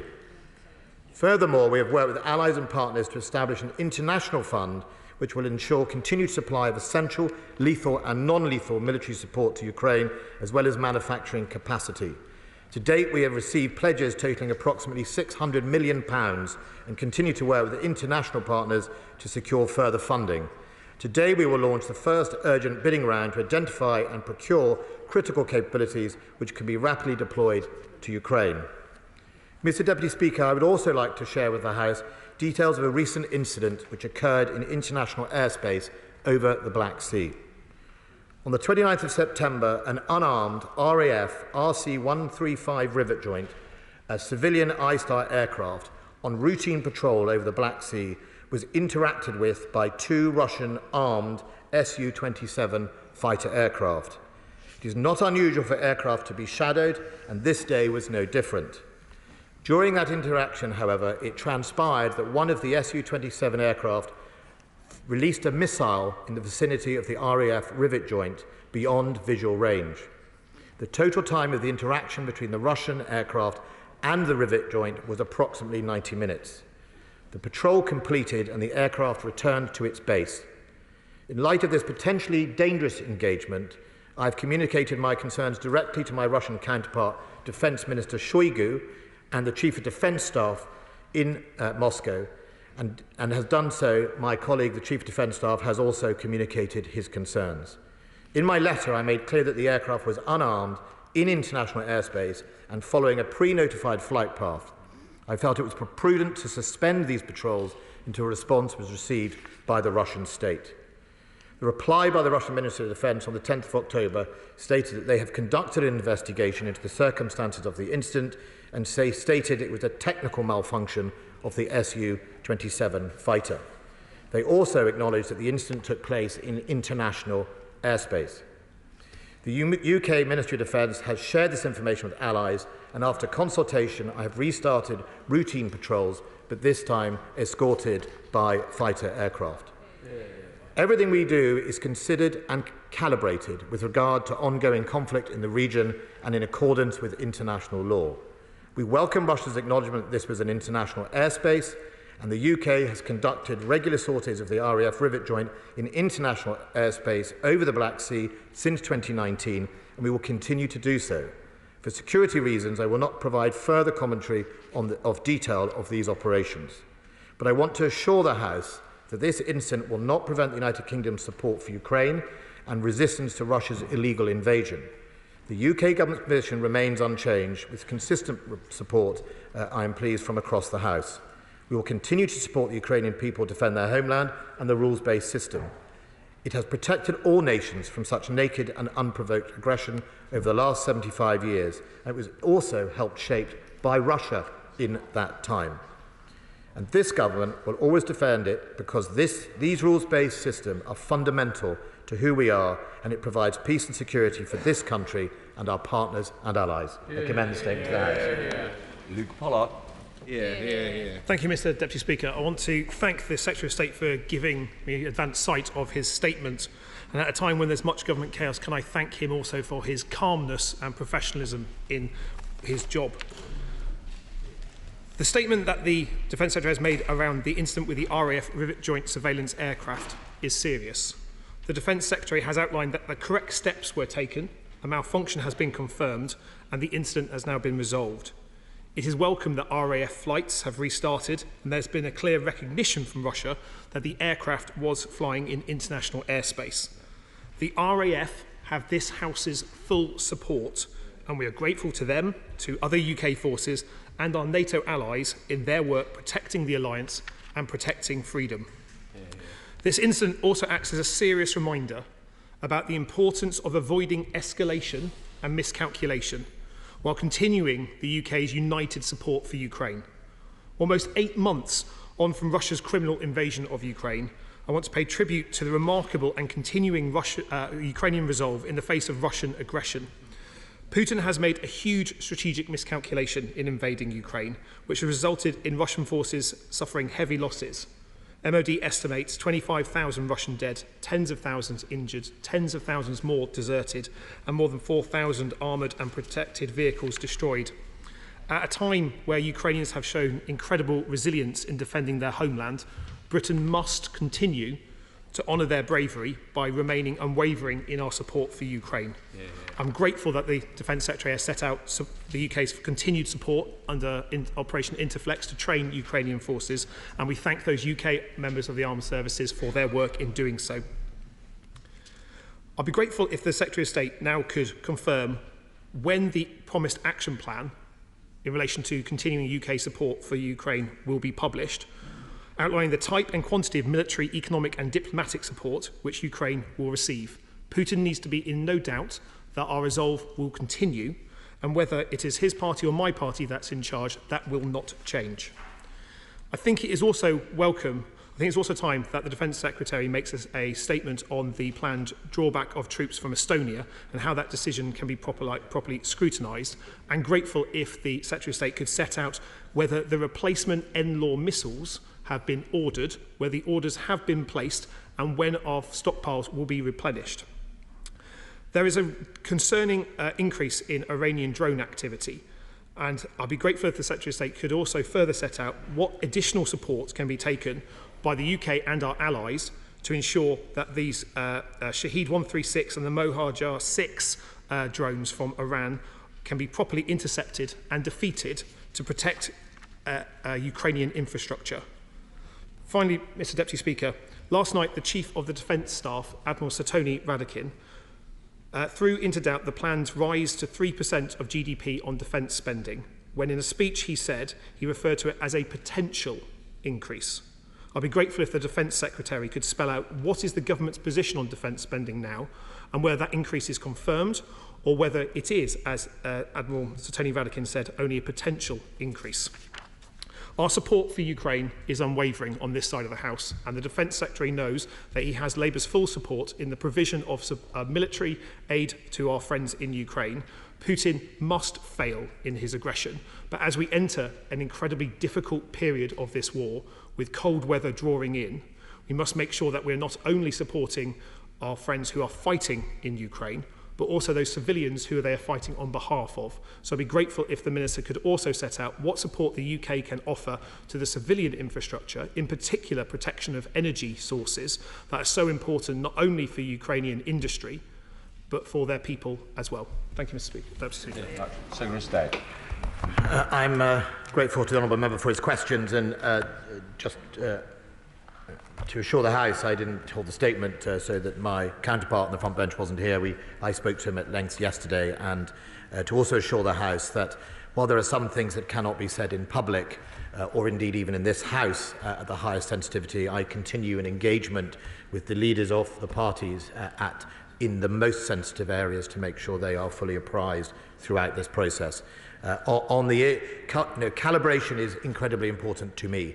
We are dealing with a president and indeed a Russian forces who, as we've seen from the rivet joint incident, are not beyond making the wrong calculation or indeed deciding that the rules don't apply to them.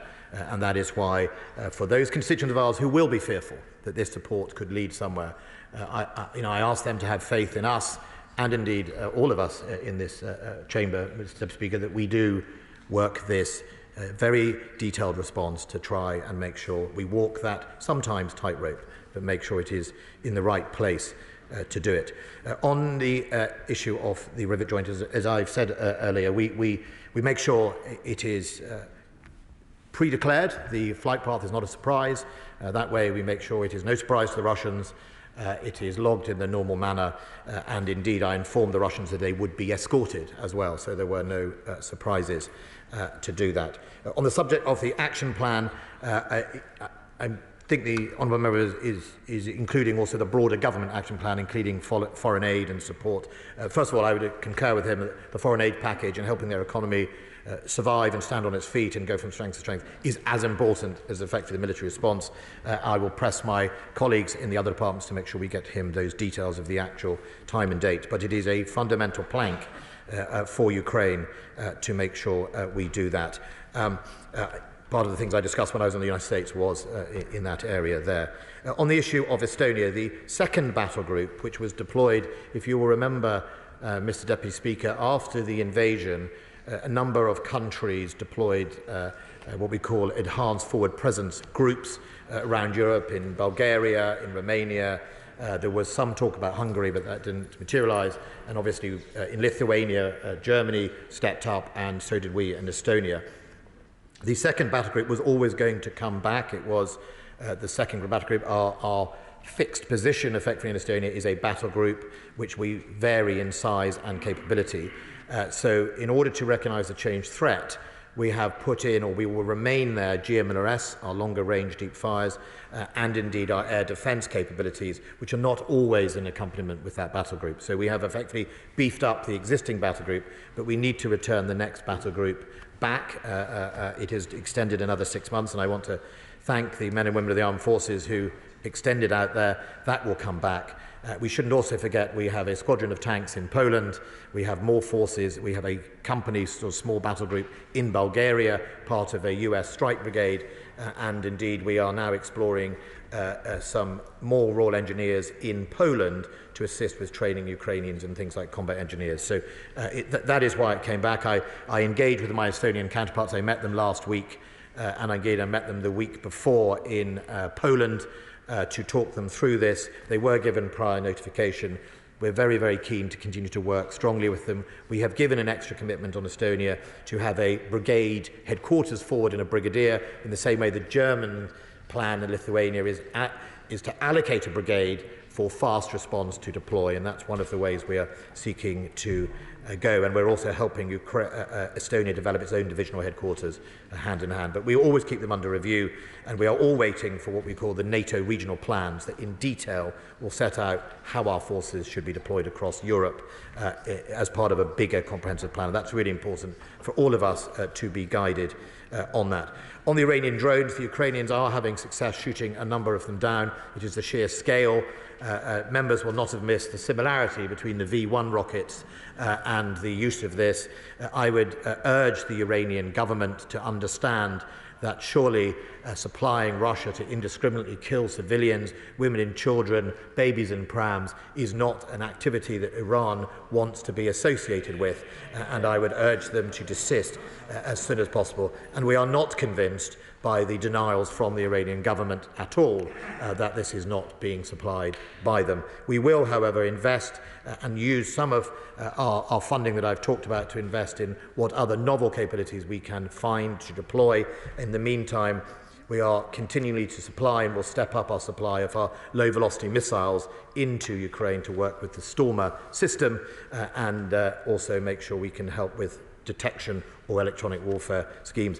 Obviously, the Ukrainian conflict has flushed out technologies that we all need in counter-drone. Members of this House will remember the Gatwick Airport scenario. It is everyone came up with magic solutions. I think my memory said when we actually tested them, nearly none of them did what they said at the tin, on the side of the tin at the time. But we are rapidly helping, and the best of innovation is being used to help the Ukrainians. On the 3% of GDP, number 10 was very clear when I was in Washington that the 3% commitment stood in 2030. I'd be very interested if the Labour Party will match that in 2030. I think it's an important commitment. If they are getting ready for government, as they seem to think they are, Mr Deputy Speaker, I think those are the questions that they will need to answer the British public and the British Armed Forces as they lay out their timetable and their plan. They'll have 2 years to do it. Mr. Speaker, Deputy Speaker, they'll have at least 2 years to do it, so I'm not too worried at all. But I said no. That's when the election, I'm guessing, would be. But that is definitely above my pay grade. Mr. Deputy Speaker, on the other issues around how we get them through the winter, we are all working both internationally to see what they can do. The European Union has announced a fund as well, and we'll make sure that we do what we can to help them on critical national infrastructure and energy. Thank you. Chair of the Foreign Affairs Select Committee, Alicia Cairns. Can I thank my right honourable friend for his calmness and his consistency in his support for our friends in Ukraine. Our leadership on defence spending matters, and it is important we meet defence spending of 2.5% by 2026. Because between now and 2050, it is spending and investing on tech and AI and quantum and new technologies that will allow us to best protect ourselves from hostile states. But I am concerned about this escalation over the Black Sea, and I know he has a close relationship with his Turkish counterpart. So could he please give us an insight into how he's working with our allies in Turkey and Romania to protect air policing? I'm grateful to my friend. One of the allies I discussed this with was Turkey at the time of it happening. I have a very good and close relationship with the Turkish government. I'll be visiting Turkey next week. They are aware, and as ever, Turkey offered as much assistance as they wished, as we wished, in this process. But we don't consider this a deliberate escalation by the Russian. Our analysis would concur it was a malfunction. However, it is a reminder of quite how dangerous things can be when you choose to use your fighters in the manner that the Russians have done over many periods of time. While this was obviously the release of a weapon, we have seen very, very close flying next to US, UK, NATO assets over the last few years. In one event I was aware of, a Russian fighter went within 15 feet of a NATO aircraft. That is reckless, unnecessary, and puts at risk many people's lives. And I am not also naive. What we saw over the Black Sea, we are incredibly lucky that it didn't become worse. And I'm not trying to trivialise it at all, but we don't consider it a deliberate escalation by the Russian state. Benjamin O'Hara.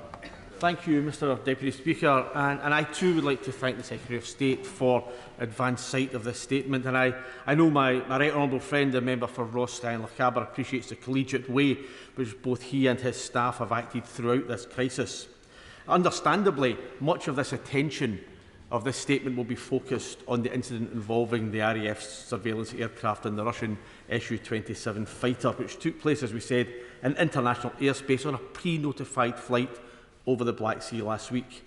And I wish to commend the Secretary of State and the Ministry of Defence for their calm and measured response to a situation which could easily and very quickly have escalated into something far, far more serious. Of course, the situation in Ukraine is serious enough, with Putin now having annexed and declared martial law in the 4 newly annexed territories, giving him a level of control over industry which could possibly now be turned and repurposed into supporting his illegal war effort. And as the Secretary of State has said in recent days, we've seen more Russian war crimes in the targeting of Ukraine's civilians and civilian infrastructure with missiles, rockets and Iranian-made drones, which makes, I believe, Iran directly complicit in war crimes. When will the government follow the example of our US allies and our EU partners in actively pursuing and sanctioning those Iranian companies involved in making those drones, as well as the individuals involved behind those companies? And could he maybe tell us what has been done, if anything, to try and cut off the supply of international components to Iran, which goes into making those components? And finally, echoing what was said from the Labour front bench, as winter approaches and we continue to support militarily, what thought has been given to protecting the civilian population, particularly in terms of, is there scope to send more generators or specialist electricity equipment to help keep the lights on and to keep the heating on for the Ukraine civilians this winter?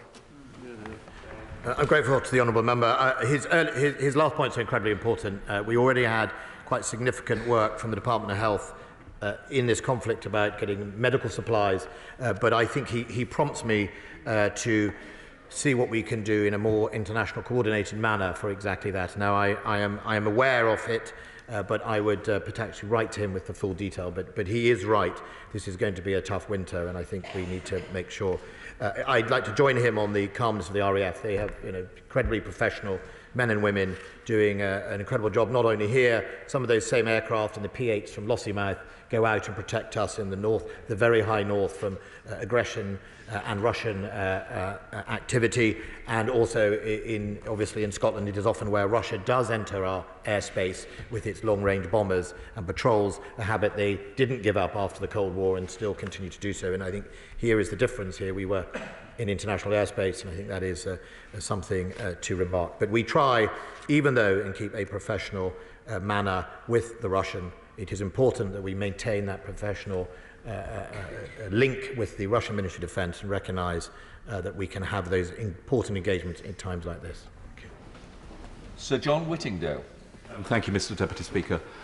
Given the extraordinary success of the Ukrainian armed forces in pushing back Russian troops, does my right friend agree that there is a danger that Putin may consider escalating the conflict? And while attention has focused on the potential use of battlefield nuclear weapons, will he agree that any use of chemical or biological weapons equally represents a red line which Putin must not cross? Quite right.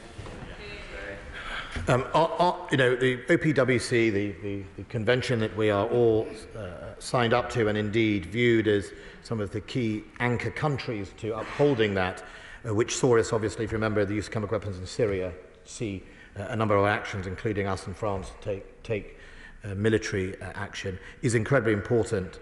A convention to uphold. Breaking that taboo or allowing that to be successfully broken would have severe consequences for all of us. In the same way, the messaging on the nuclear use, chemical weapons would lead to severe consequences for the Russian state for it to do so, and we would urge that none of these are resorted to. On President Putin's position, he has obviously made a number of speeches, annexed illegally parts of countries that are already still full of Ukrainian forces, and his ambitions don't seem to match the realities on the ground. I think the key here is to message to him that we are interested in helping Ukraine succeed in Ukraine in defeating Russia's illegal invasion in Ukraine. If he understands what that is about, then he should be able to calibrate his response in order to effectively orderly leave Ukraine, and we can start the process of trying to rebuild that amazing country and for Russia to be held accountable for its crimes. Kevin Jones. Thank you. Can I thank the Defence Secretary for his statement and his leadership through this difficult time. Can I also thank the members of our armed forces who are supporting our efforts in Ukraine and also in Eastern Europe, and also the civil servants behind them in his own department. He mentioned in his statement about the Russians targeting drone attacks on civilians, but what has become very clear over the last few weeks as Ukrainians have gained ground is the war crimes that have taken place against civilians and members of the armed forces in Ukraine. Could you just explain what expertise and support we're giving to Ukrainians to actually log evidence and actually get that to be able to bring those individuals to account? I'm grateful to that, honourable member. Earlier on, when we had the first, obviously, exposure of war crimes in Bucha, not far outside of Kyiv, a group of us, including the United Kingdom, but alongside the Canadians, started that process of gathering evidence for the ICC. My colleague, the now former Home Secretary, was then the Attorney General. She visited Ukraine herself and worked with the then prosecutor. I think the Red Cross is also clearly engaged in gathering that information. I think their biggest challenge is the sheer scale of the amount of evidence they are now finding and uncovering. And it goes to the anxiousness of our friends in the Baltic states that Russia does not invade and occupy with any civility or regard to the people that it is decided to occupy. It seems to destroy everything in its path. And if you are a small Baltic state, your worry is you don't have time for the rest of us to get there. It is why we are committed to a battle group in Estonia, because if you give him time or Russia time, there won't be very much left when you get there. That's why we have to send a message that this course is unacceptable. Robert Courts. Thank you very much, Mr. Deputy Speaker. And can I thank the Secretary of State for his calm yet robust response to the rivet joint Sukhoi incident, which is, of course, of great concern. And I pay tribute as well to the calmness and professionalism of the RAF crews in that incident. Would the Secretary of State commit to continue to keep under review the adequacy of the fighter forces that we have available, bearing in mind the escort duties he's now referred to, as well as the ongoing combat air patrol, air policing duties that there is on NATO's Eastern Front in any event? Yes, look, making sure we have more availability and more of fighter aircraft capability in this country has been one of my priorities on the first day, almost the first day in taking over the job. I sent a letter to the Chief of the Air Staff saying his number one priority was to improve the fighter pilot pipeline. There's no point buying planes if there's no one to fly them, and it is incredibly important that we get that. Of course, with the new type, the F-35, one of the challenges is you don't growing instructors, it's a catch-22. You've got to have enough pilots in the planes to grow the instructor body, but if you don't have enough pilots in the first place, how do you do that? So we are getting there. It is improving. In the Typhoon is proving its worth every single week. I went to the ceremony to hand over to Qatar the next iteration of the Typhoon, a formidable aircraft, and hopefully one that will be bought by many other countries around the world. Erin Clark. Thank you, Mr. Speaker. Can the Secretary of State elaborate on, because he touched on it earlier, about the help that we're providing, such as we talked about equipment, in particular, whether he could tell us what we are doing in providing generators, energy generators, such as small diesel generators, to ensure that key services such as hospitals or water cleaning plants keep going, because given Russia's attack on civilian infrastructure. Yes. So first of all, on non-lethal military aid, that is collected and corralled in the same place we do with military, through the international donor cell based in Germany. That is a multinational cell staffed predominantly by military and civil servants who collect the ask from Ukraine, and then we try and match it with donors. Now, that is predominantly in the military aid and the non-lethal military aid, but that includes generators, field hospitals, medical stuff for that, but predominantly that is on their war effort. I will make sure that we write to you with the broader detail of what other assistance is happening. I visited Ukraine about 3 or 4 weeks ago, and they were in a pretty good mindset and their ability to see through the winter. But of course, the use of mass drones from Iranian drones will have an effect if it continues, and we must make sure that doesn't catch up. Mr. Deputy Speaker, I did forget to ask the question on the sanctions to the member of the Scottish National Party. What I would say, my understanding is the Foreign Secretary will be making a statement on that in the near future. Andrew Bridgen. Mr. Deputy Speaker, I'd like to commend the Secretary of State for his statement today, but also for his ongoing handling of the UK response to the illegal invasion of Ukraine by President Putin. Mr. Deputy Speaker, I've long been of the view that spending on our armed forces should be really viewed as an insurance policy to protect not only our security but also our national interests. And as with any insurance policy, when the risk profile increases, so must the premiums. My right honourable friend has already reconfirmed that the government is committed to raising defence spending to 3% of GDP by 2030. Given the acute security situation we find ourselves in at the moment, will he also commit to keeping that 2030 date under review? My honourable friend is right, and I've often stood at the dispatch box and said, as the threat changes, so must our investment and our funding, and I think that has been all too forgotten when it came to defence over the last 3 decades, to be honest. It was always interesting that we always understandably responded to pressures in the NHS or pressures in the financial markets, but when it came to threat, it was always seemed as something that was not necessary, and I think that is where you end up with a need, quite rightly, to go up to 3% by 2030. Of course, we will always, well, as long as I'm Defence Secretary, I'll keep the view that as threat changes, we should always review that threat. That is, I think, fair and consistent to the men and women of the armed forces. It also sends a strong message to people like President Putin that we mean what we say. Yeah. John Speller. Deputy Speaker, in answer to the challenge from the Secretary of State, I can say that our front bench is very ready for government, and by the way, his lot seems to be actively working to be ready for opposition. But if I can address the statement, I thought it was helpful, but I also thought it ignored the gorilla in the room. Secretary of State urgently flew to Washington, D.C. earlier this week for talks on the situation in Ukraine. There's been quite a bit of briefing in the media as to what that may have been about. I fully understand the sensitivities of how this can be handled, but surely it's owed to the House and indeed to the nation to give some indication as to how we and our allies see this conflict evolving. So I'm grateful for that from a member. Him and I went to Washington ourselves, now seems decades ago, in calmer times. I was in opposition and he was on government, Mr. Speaker, so he's well qualified to know what opposition is. Probably spent more time in opposition than government, sadly, obviously, for the right honourable member. But look, there's been a lot of, I would say, speculation rather than briefing on why I went to Washington. I noticed 2 mainstream media publications yesterday had different reasons why I went. Look, fundamentally, President Putin makes his speeches.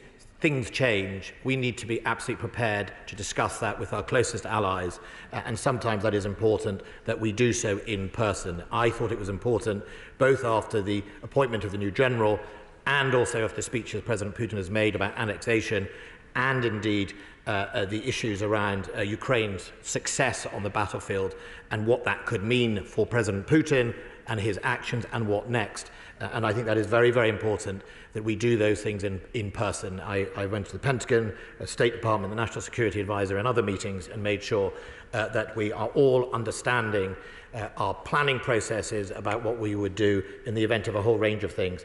I don't think people should be alarmed by it, but I do think they should, I would hope they would take comfort that my priority is, if necessary, getting on a plane to go and do that. It is not standing here necessarily, across the street, dealing with what is currently going on in our mainstream media. James Sunderland.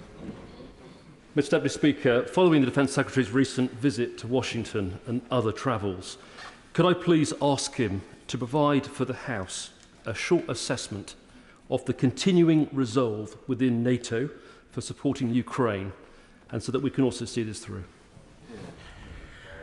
My honourable friend will have noticed 2 things in the last few weeks. One, we had our NATO meeting last week, our defence ministers, and the resolve is absolutely rock solid. And when it came to the nuclear issue, the line is consistent that there would be severe consequences for Russia should it use tactical nuclear weapons, and our commitment to obviously responding to those type of issues and the threat it does to the world order or breaking nuclear taboo is determined and united. I think that is the same. You will also have noticed that the European Union itself has started to make much more, let me say, hawkish phrases on that issue, and I think they say that because their member states are clearly resolved. They want this successfully concluded. They recognise that the constituents in our country, but also in their countries, are facing higher food prices and energy prices because of the actions of what is going on in Ukraine. And the quicker and more permanently we can solve that, the better for all of us, and we can then get on and deal with the inflationary pressures and all the other stuff. Richard Ford. Thank you, Mr Deputy Speaker. Firstly, I'd like to say I'd like to thank the Secretary of State for making this statement before the House. His transparency is very welcome and serves to avoid misreporting of the Rivet Joint incident and inadvertent escalation.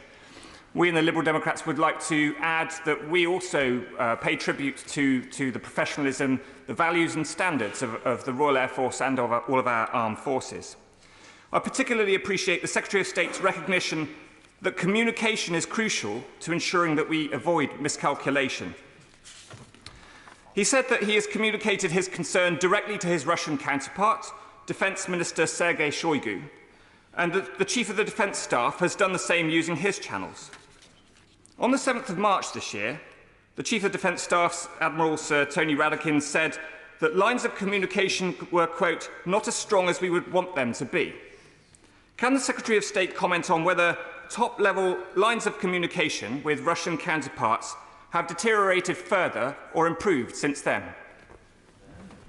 I think what I would say to the honourable gentleman is it is possible for us to communicate with the leadership of the Russian Ministry of Defence and the leadership of the Russian government when we need to, there is a constant capability to do that.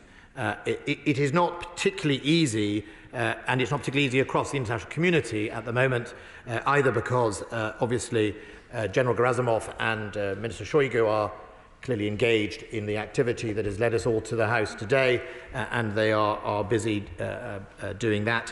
But it is possible, and I would assure the House that if it did become impossible, I would seek other ways of making sure. I also have close allies and partners who can make calls as well, if necessary, and we utilise all of them where needed.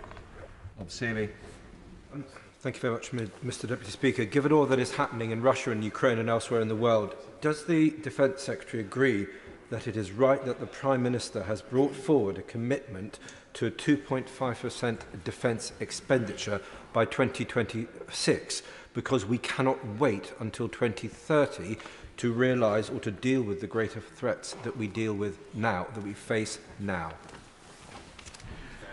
I think, first of all, foremost, 2030 is the key point, because to get to 3%, you pass through all those percentages that he has talked about.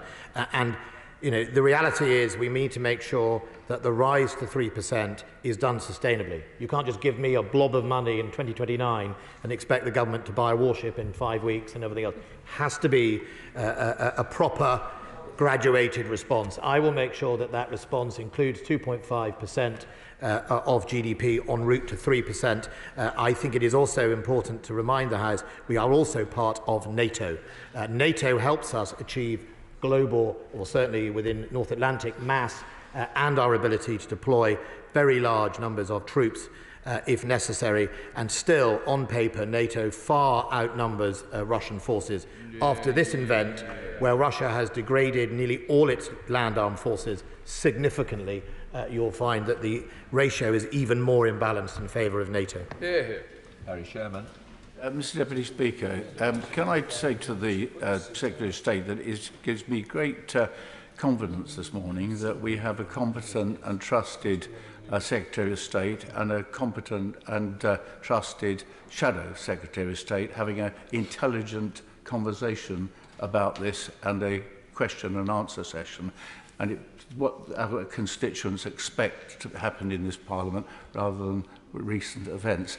But can I say to him, push him a little bit, he knows I've campaigned for a very long time for the credibility of our armed forces has to be around how many men and women we have. I campaigned for 100,000 minimum many years ago, and still I haven't got an answer whether the 72,000 aim in the most recent Conservative Party manifesto policy is still working. I'm supporting the 3% target for expenditure. And one last thing, please, more aid to the civilian population in these places that are being bombarded by the Russian Air Force. I'm grateful to the right honourable gentleman, and absolutely right. If at the end of this we don't help Ukraine rebuild itself, it will all have been for nothing.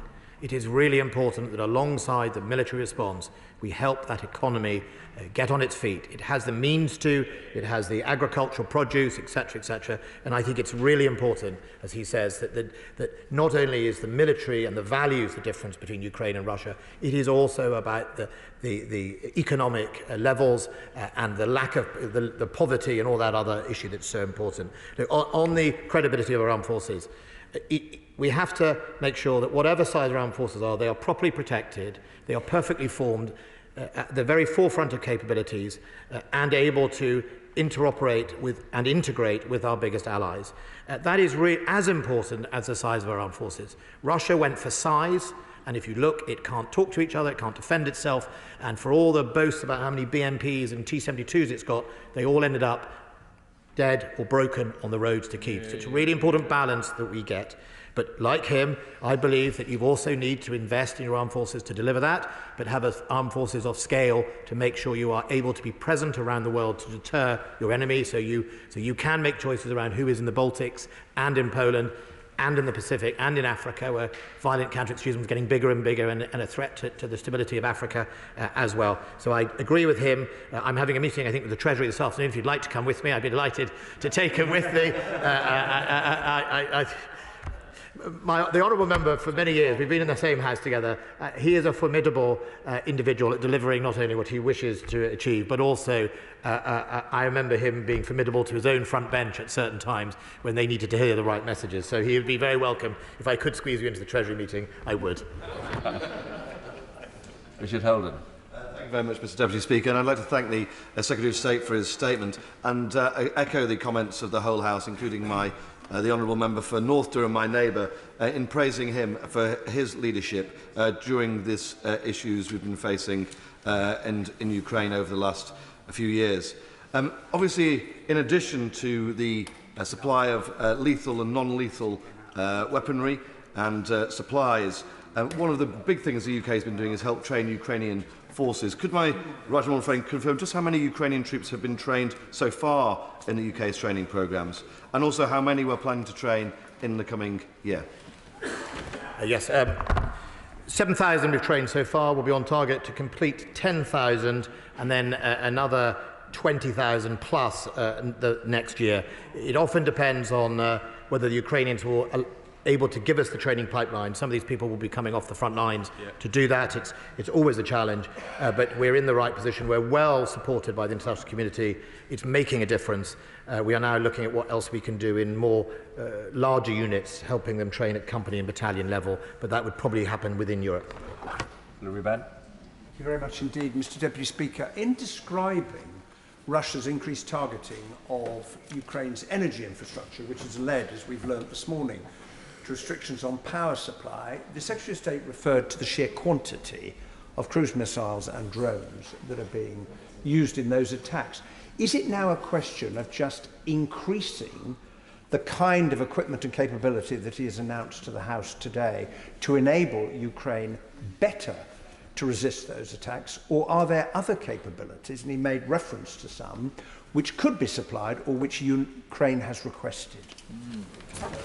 Yes, I mean, from the international community, for example, Ukraine has been consistently requesting from Israel some of their electronic warfare, and it is regrettable that at the moment Israel have not been choosing to do that, and I will be seeing the Israeli ambassador in the next few weeks to try and press the case, because one of the challenges I've talked about it before, the precision, the proliferation of precision into the hands of basically low-level troops, is that we have highly sophisticated, complex weapons to shoot down these things. They take months to make, and they are originally designed for fighter aircraft. And you get fairly cheap mass drones. You run out of your complex weapons quicker than they can replace them. And that is one of the lessons of Ukraine. It's why electronic warfare plays a really important part, jamming or diverting or taking them over as such. And it is why that we will all be looking at our capabilities about what is the challenge, the future, how are we going to do that, as much as how we can help the Ukrainians. What we're doing right now is helping the Ukrainians, and that is coming back into our system for ourselves. Tom Hunt. Speaker, I had the great privilege of attending a delegation to Tapa, British Army base in Estonia last week, where we met His Majesty's ambassador in Estonia, who was doing an absolutely fantastic job. There's obviously a huge affection between the people of Estonia and Ukraine, which we saw at the Ukrainian ballet, which we had a great privilege of going to. I also met my constituent at Tapa Army Base. He's 19 Tanks Transporter Squadron. I asked my constituent, Lawrence, how could I help you? What message could I take back to the Secretary of State for Defence? And his whole thought was about the vehicles and how they're looked after and protected and maintained, not about himself. Would the Secretary of State join me in respecting the dedication of Lawrence, everybody else in 19 Tank Squadron, and also every one of those proud British armed service personnel working at Tapa Armed Base to keep us safe and also people of Estonia?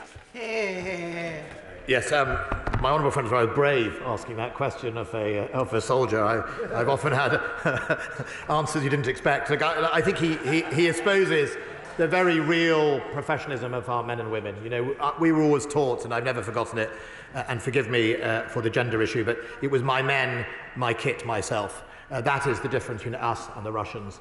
The Russians don't seem to care about their men and their women. They seem to only care about themselves. And that is why you see their army doing what they're doing. Look, it is incredibly important that we have ready, capable equipment. That is my point to the honourable member opposite, which is it's not just about mass. It has to be about properly serviced, properly maintained. The job your constituent is doing is one of the key things called the enablers. In the past, it was the enablers they hollowed out, as long as they could talk about having a frontline regiment or a frontline tank regiment. If you didn't have the transporters, there's no point in having lots of tanks, you won't go anywhere. Jim Shannon. Thank you, Mr Deputy Speaker. Can I thank the Secretary of State for his statement this morning, and it's an encouragement for all of us here in this House to know that we have a Secretary of State who is very much committed in every sense to ensuring that Ukraine has everything it needs. On that line, is there any further support that the Secretary of State can and will make available to ensure that the damages left by the drone attacks designed to disrupt power and water supplies are repaired urgently? It may not necessarily be an MOD thing, but it is a repair of it, and then to ensure that they're not attacked again. And can he make that happen with any manpower, expertise and supplies to thwart the determination of Putin to leave Ukrainians in the dark and with no water? Well, the positive side is that the Ukrainians are incredibly skilled at being able to fix and repair and build their equipment, and in many cases they've managed to turn around the shortages of electricity in a matter of days, and Putin has not been successful. On other wider scales, I offered at some stage sending Royal Electrical Mechanical Engineers, not into Ukraine but in neighbouring countries, to assist with the refurbishment of tanks and things like that. That is some of the skills we can do. In my experience, mechanic. They'll fix a Challenger tank as quickly as they'll fix a T-72. So those are always on offer. If the Ukrainians ask, we will be happy to help. Margaret Ferrier. Thank you, Mr Deputy Speaker, and I agree with members across the chamber in praising the right honourable gentleman in his handling of the Ukraine-Russia situation. After NATO General Secretary said NATO allies will act if Sweden or Finland come under pressure from Russia or another adversary before they become full members of the alliance, how does the Defence Secretary predict this might antagonise Putin, and what risk does he assess there to be for the UK? I think if Putin attacks Sweden and Finland, they'll antagonise Sweden and Finland. I don't think they'll antagonise themselves. If Russia chooses to lash out on Sweden and Finland, not only would NATO obviously meet and discuss what it can do to protect one of its closest allies who are choosing to join, the United Kingdom has a number of security arrangements that we have recently made with both Sweden and Finland, and we would ensure even bilaterally we'd step up to the plate. I think what we can see, however, is that because of Russia's very poor and failing invasion of Ukraine, its conventional military forces that it would have had previously neither are hollowed out or in fact destroyed. They have much less to threaten those countries, but things around critical national infrastructure, pipelines, electricity cables are things we are absolutely alert for, which is why I recently deployed 2 ships into the area. I think it's HMS, I better check the name, HMS Enterprise, I think, if that's my thing, and a Type 23 frigate to make sure we help protect Norway's pipelines and indeed our infrastructure. I'd like to thank the Secretary of State for Defence for his statement today and updating the House on events relating to the war in Ukraine.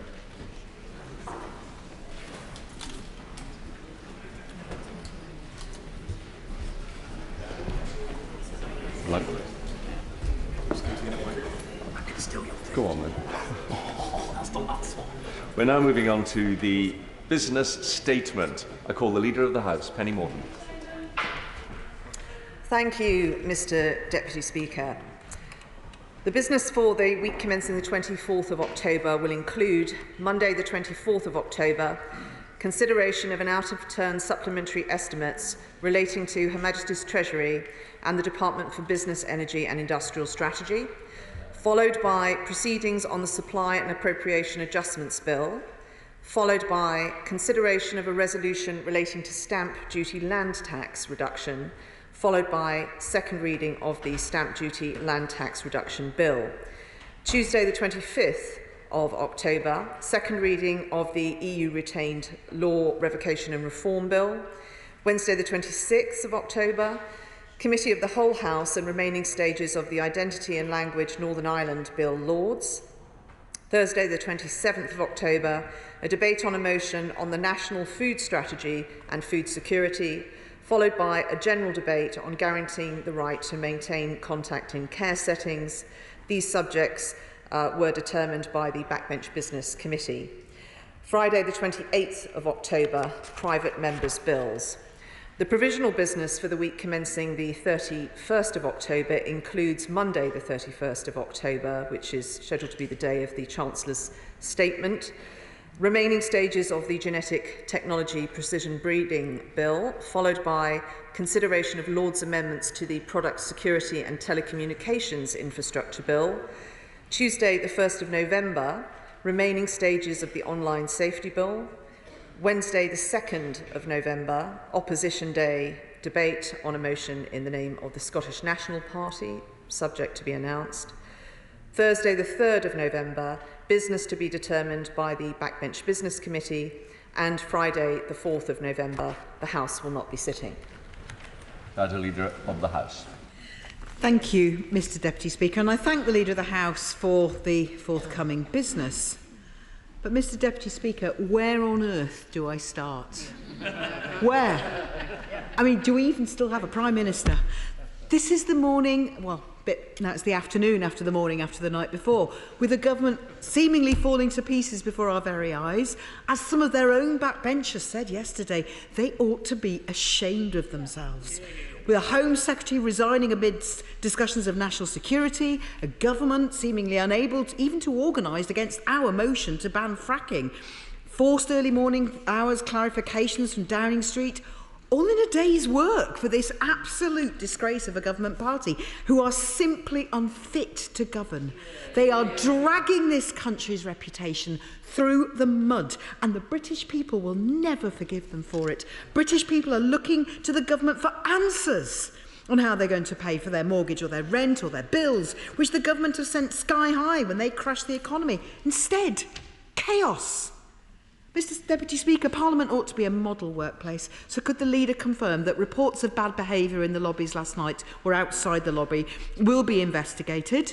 Could she please put on record that in her view there is no place for intimidation and bullying on the parliamentary estate? And on the actual votes themselves, Mr Deputy Speaker, it's come to my attention there is a discrepancy between the number of votes recorded in the no lobby, which were read out in the chamber, and the numbers later published on the voting lists. So is the Leader aware of any of her party's members who perhaps didn't want to vote against our motion, but to avoid controversy with their whips, marched through the lobby but didn't scan their pass, and therefore avoid publication of their names? Could she also clarify whether yesterday's vote was a confidence vote or not? Downing Street said it was. Then a number 10 special advisor told the Climate Minister say that it wasn't, which he duly did from this dispatch box, causing confusion on his own side. And at 1:30 this morning, number 10 suggested in fact that it was. And then the Transport Secretary told Kay Burley a few hours ago that it wasn't. We know the Prime Minister is infamous for her U-turns. This is beyond a joke. If it was a vote of confidence, when will the Prime Minister be removing the whip from her rebels? I also notice that the government has pulled our next opposition day. I can't think why. After yesterday, that they might do that. Are they punishing us for their chaos and their incompetence last night? Is the Leader aware of Standing Order 14, which allocates 17 days to the Leader of the official opposition party? They are falling behind, so will the government be giving us an opposition day on the week commencing the 7th of November? Mr Deputy Speaker, I'm glad the Leader actually has some business to announce, given their complete inability to function. As well as chaos, we've got a raft of dropped legislation, broken promises, unmet manifesto commitments, and she can't blame the British people for asking what is the point of this government. Don't just take it from me. The former Home Secretary mentioned the very thing in her letter, raising concerns about the government breaking breaking key pledges to voters, failing to honour their manifesto commitments. Someone had their Weetabix, or was it tofu, for breakfast yesterday. Perhaps the leader could provide some clarity on what further broken promises she's referring to. Can I also ask that the government sends ministers to answer urgent questions who can actually provide answers? Many important questions on national security went unanswered this morning in the urgent question relating to the sacking of the Home Secretary. Sorry, resignation, was it? Mr. Deputy Speaker, out of touch, out of ideas, unable to govern, too busy trying to get through an hour by hour, minute by minute, worsening Tory psychodrama, rather than focusing, I see it's happening in front of my very eyes, on the serious issues facing all our constituents, not just mine, theirs as well. They've crashed the economy, they've left working people to pick up the bill, and now they're falling apart. This is a Tory crisis made in Downing Street. They're letting everyone down. The Prime Minister has clearly lost the confidence of her party, and her party's lost the confidence of the country. It is time for a general election so that a Labour government can deliver a fresh start for the British people. Yeah. Leader. Thank you, Mr. Deputy Speaker. And can I start by thanking the Speaker for his statement at the start of business, which I do wholeheartedly endorse. We have ways of organising ourselves in a party system in this place, but ultimately we are all individuals making judgments about what is in the best interests of the country and our constituents. And sometimes votes are about more than the issue that has been debated. Last night's Labour motion was an attempt to seize control of proceedings, and we all know that that was deliberately done to enable campaigns today about members' views on fracking, and to spark the usual social media outrage, and I know that Twitter has taken down some accounts today. This is standard operating procedure by Labour, and many members on this side of the House have worked hard to ensure that fracking is rightly not imposed on their community, and it is by their efforts that fracking is not in their community, and it is the government's policy that to allow fracking where there is consent. And if we want to take the temperature down in this place, I suggest we take the temperature down outside of this place too. I'm happy to go on record to say that I am against bullying both in Parliament and outside it too, and I hope that is the view of all members of this House. The country does need stability and it needs calm. And I'm glad to say that is the effect that the Chancellor is having. Market functioning has improved, borrowing costs have been lowered, and the pound is strengthening. But there is more to do. Despite the very volatile global economic conditions, the economy remains resilient. Unemployment is at its lowest level for nearly 50 years, and the UK is forecast to have the fastest growth in the G7 this year. Elsewhere, good work is going on in government too, in contrast to the picture painted by the Honourable Lady opposite. Just this week, the Lord Chancellor has opened up the legal aid system to make it easier for victims of domestic abuse to get access to free legal aid and representation. We've had huge wins in the Department for Trade, 100 million trade win for the drinks industry and huge infrastructure project wins. We've announced nearly 800 million to support research centres with breakthrough new treatments, 180 million to support children's development in their early years. DWP has launched a new service which helps businesses support members of their workforce who have a disability or become sick. Earlier this week, we passed the Energy Prices Bill, removing the worry for households and businesses of their energy costs. And we are introducing the Transport Strikes Bill, providing protection for the travelling public who rely on rail services to get to work or go about their daily lives. I hope that the Labour Party will back us and the fed-up commuters to protect those services. Honourable members opposite have been running around saying in office but not in power all this week, and I think that's probably a more accurate description of Labour's relationship with their trade union paymasters. We are getting on with the job, and further business will be announced in the usual way. and representing the Chair of the Backbench Business Committee, Bob Blackman. Thank you very much, Mr Deputy Speaker. The Chairman of the Backbench Business Committee, the Honourable Member for Gateshead, is indisposed, so he's asked me to report back. In addition to the business that my right honourable friend has announced, on Tuesday morning there will be a debate in Westminster Hall on baby loss and safe staffing in maternity care, and in Westminster Hall next Thursday there will be debates on Colleges Week and World Menopause Day, all subjects of which I think colleagues will wish you to debate. And on Tuesday the 1st of November, provided the Madam Deputy Speaker agrees, there will be a debate on the importance of religious education in modern Britain. Mr Deputy Speaker, we have a queue of debates requiring chamber time, so I'm very grateful to my right honourable friend for announcing further dates for the Backbench Business Committee, but can I also say that we are short of debates that will go into Westminster Hall on Thursdays. So if colleagues wish to get a debate from us, I would encourage them to apply for Westminster Hall debates. Now, Mr Deputy Speaker, on Monday it's Diwali. Hindus, Sikhs and Jains will be celebrating Diwali in the time-honoured fashion.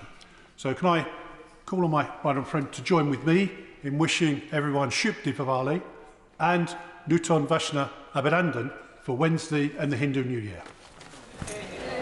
Well, I'm very happy to join with my honourable friend in wishing everyone happy Diwali and thank him for the update that he has given to this House on backbench business and stressing the importance of getting those debates. The topics, the issues that colleagues have put forward show that this is a much helpful innovation and I would urge colleagues to apply for those debates. Deirdre Brock. Thank you, Mr Deputy Speaker, and I too wish everyone a very happy Diwali for when it comes. It's good to see the leader still in her place, Mr Deputy Speaker, but perhaps this is our last exchange, for who knows who next will be asked to close their eyes, think of Britain and become the next Prime Minister. Given the jacket of the current incumbent is clearly on a sugary peg, I think she should go for it. The 1922 committee chair has entered number 10 reportedly just now, so if it were done when 'tis done, then 'twere well it were done quickly. Or it may be that after the latest developments in the government's implosion, including a resignation from a great office of state, still the former Home Secretary fulfills that dream of making the front page of the Telegraph, that the leader's party is running out of candidates for the job and she'll simply assume it.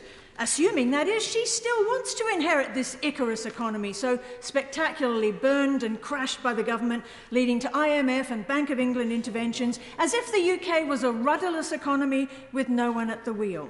Which, come to think of it, does seem to be the course Britain is set on now, Mr Deputy Speaker, with all of us having been treated as economic laboratory mice trapped within the deluded constructs of libertarian think tanks.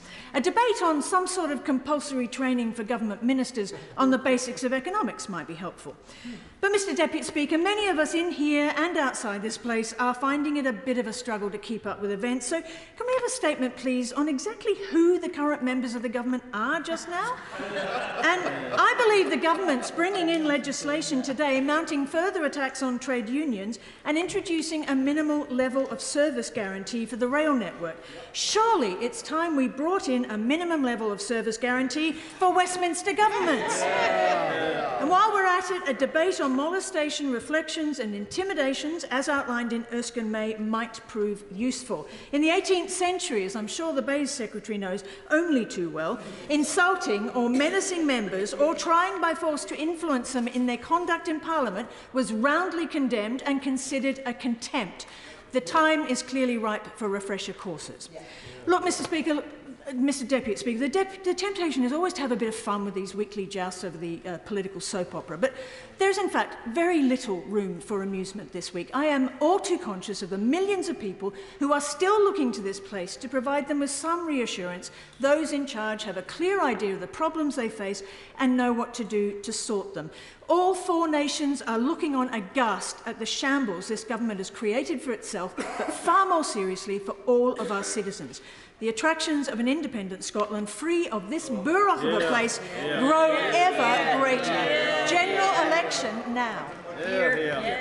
Well, Mr Deputy Speaker, I'm actually quite cheered by what the Honourable Lady says, because I'd always thought the expression was close your eyes and think of England. Given that she asked us to close our eyes and think of Britain, I think I'm starting to make some progress with the Honourable Lady.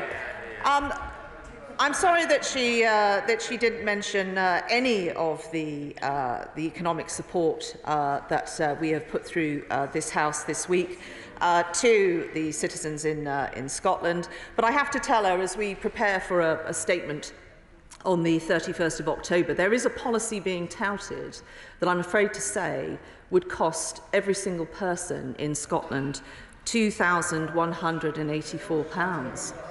I don't know what the Right Honourable Lady's views would be on that matter, whether she would be for or against a policy that would take £2,184 off every individual in Scotland. The Honourable Lady looks confused. Let me help her out. She is for such a policy because that is the price of her divided policies.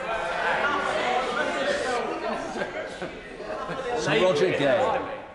Roger. Thank you, Mr Deputy Speaker. Mr Deputy Speaker, one of the finer legacies of the last administration and of the 2019 Conservative Election Manifesto was our commitment to animal welfare.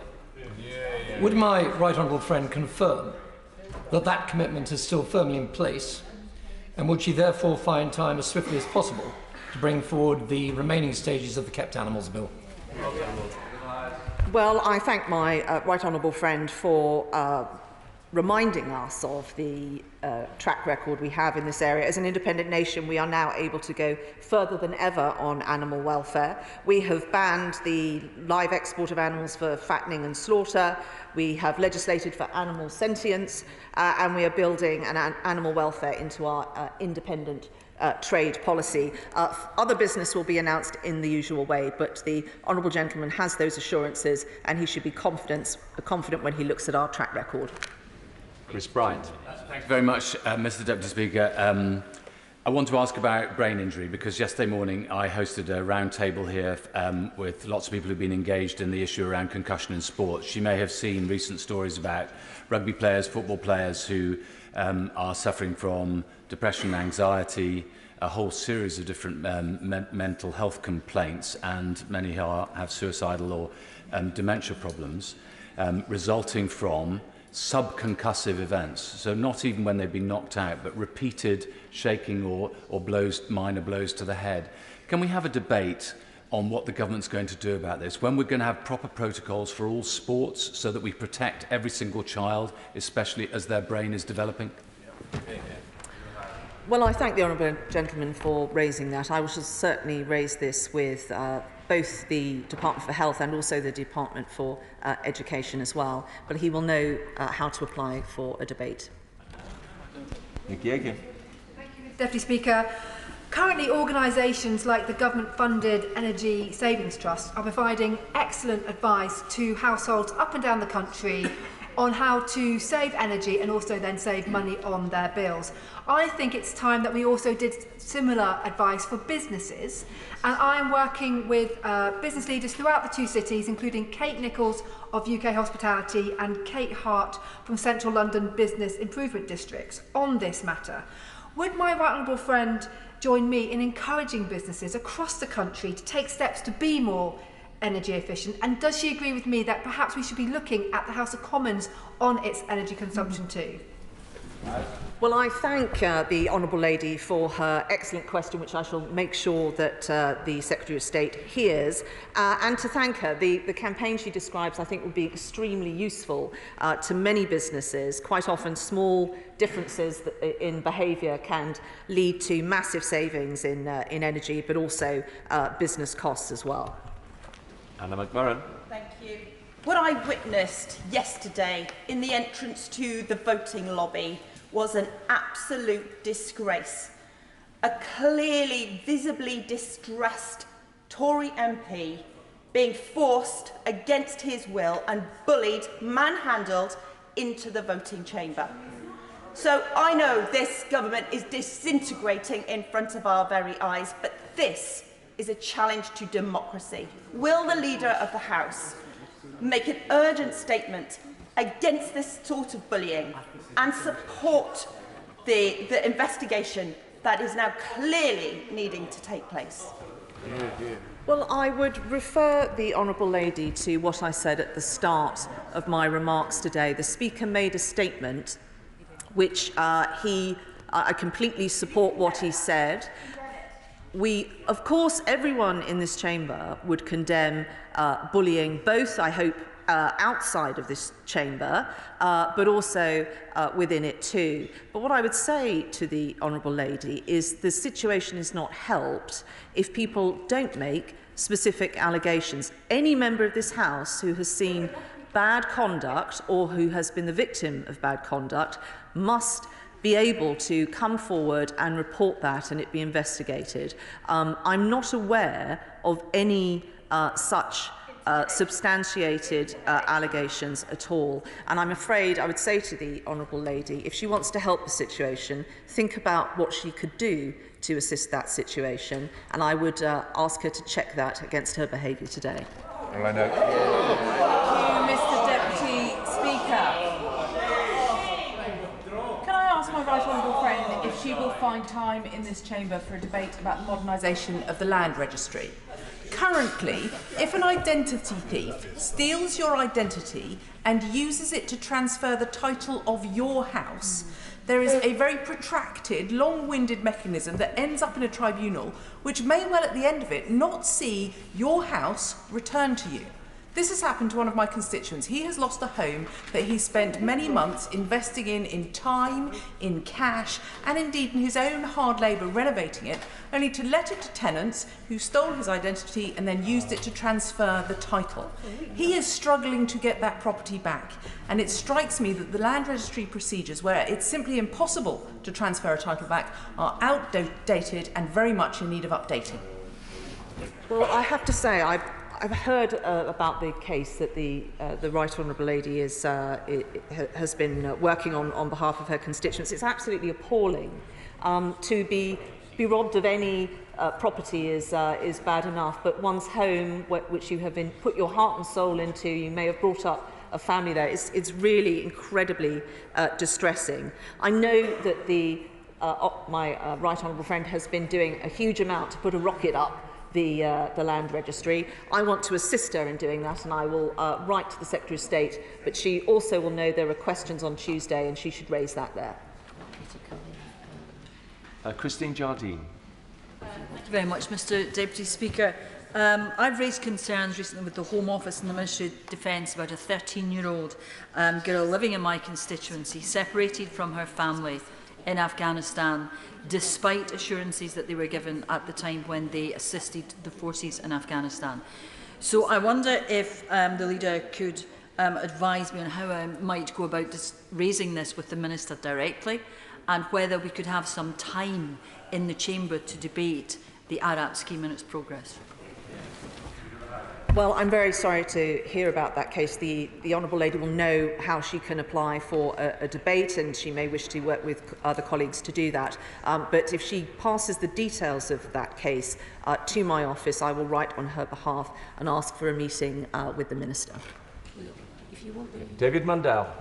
Thank you, Mr. Deputy Speaker. My right honourable friend may have heard many of the tributes which were paid to the late Dame Angela Lansbury, who sadly passed away last week. Most of those tributes focused on her acting and singing prowess, and of course her legendary character Jessica Fletcher in Murder, She Wrote. But is my right honourable friend aware that Angela Lansbury was one of the first champions of the fight against AIDS? And particularly in the 1980s, when many celebrities shied away from the issue, she was in the vanguard of fundraising. And she famously said, "We will never give up on the fight until the fight is won." But does my right honourable friend accept that that fight will not be won unless the United Kingdom and others come forward to replenish the global fund to fight AIDS, because that is the only way in which we are going to achieve Dame Angela's objective?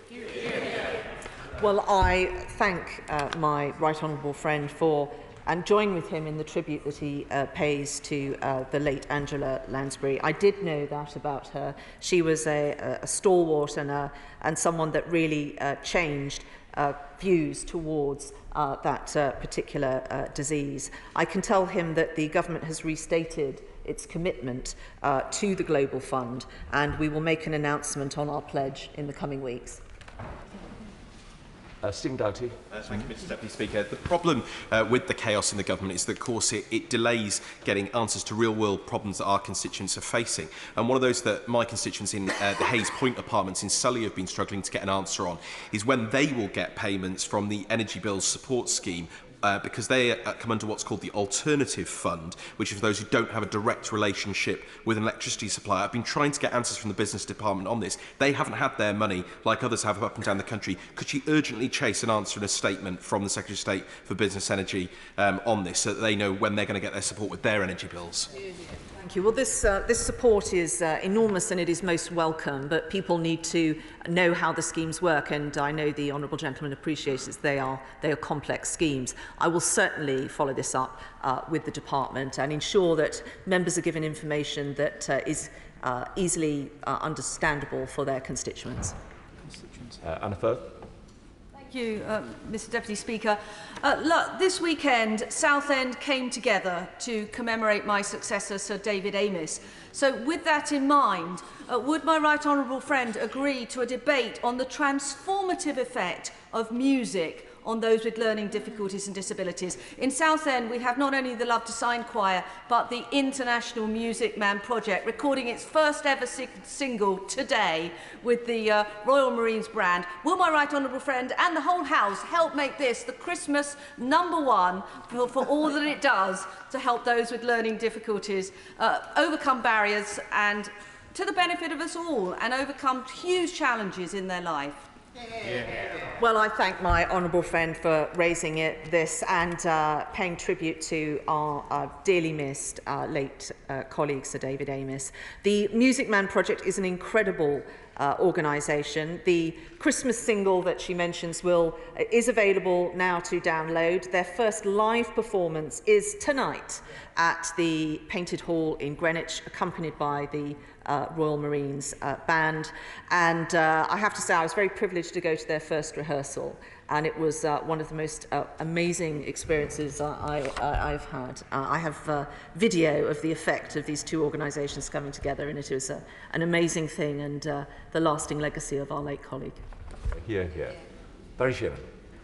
Mr Deputy Speaker, I know that the Leader of the House is new to the role, and I know she has a great combative style, but I hope she'll reflect on what she said to my honourable friend, the member for Cardiff North, because I think she was very unfair in her response. But on forthcoming business, she knows that all of us will be very busy as members of Parliament, as I am in Huddersfield, working with a whole network of charities, local people, local organisations, because it's going to be a long, hard winter for so many people who are not going to be able to afford to heat the house, not able to feed the family, and support groups will have to be organised. Could she make sure that we get the right ministers here, DCLG or whichever, to talk about how the government can help us with the resources to build that network and resources so that we can provide that food,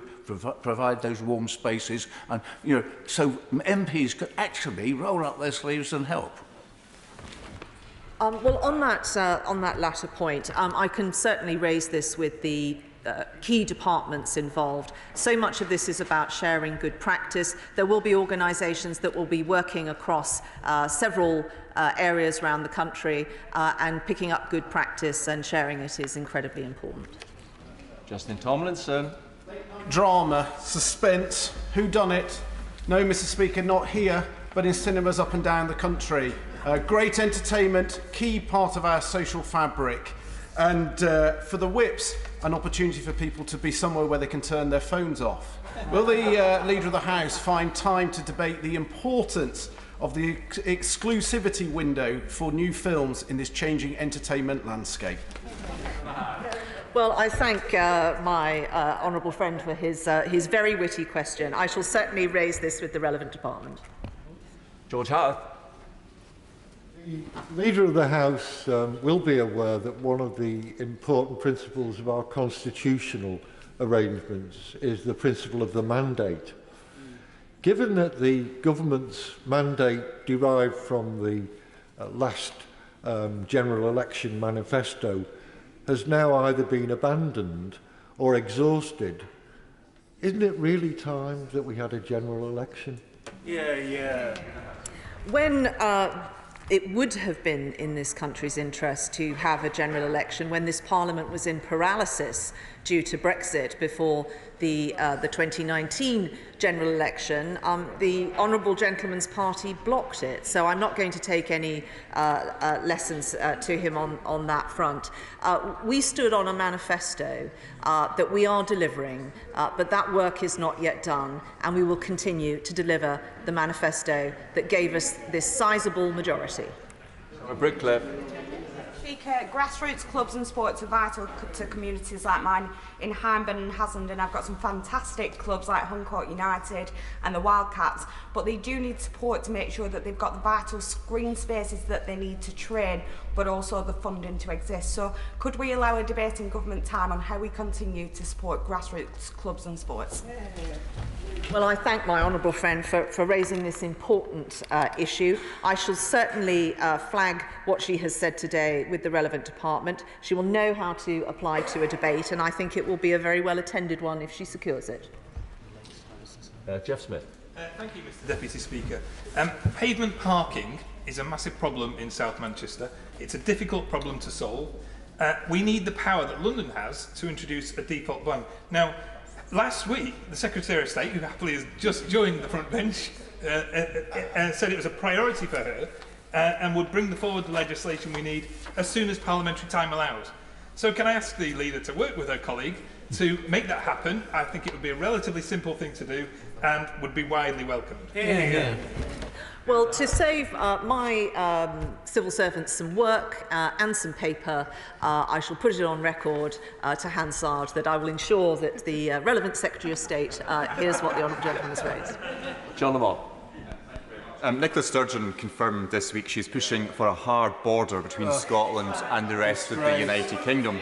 The SNP's new economic policies would cost businesses a fortune and recklessly risk people's jobs. So does the Leader of the House agree we should have a debate on this issue so the SNP can finally tell the people of Scotland the truth about the enormous economic damage that Nicola Sturgeon's plan for a hard border would do to Scotland?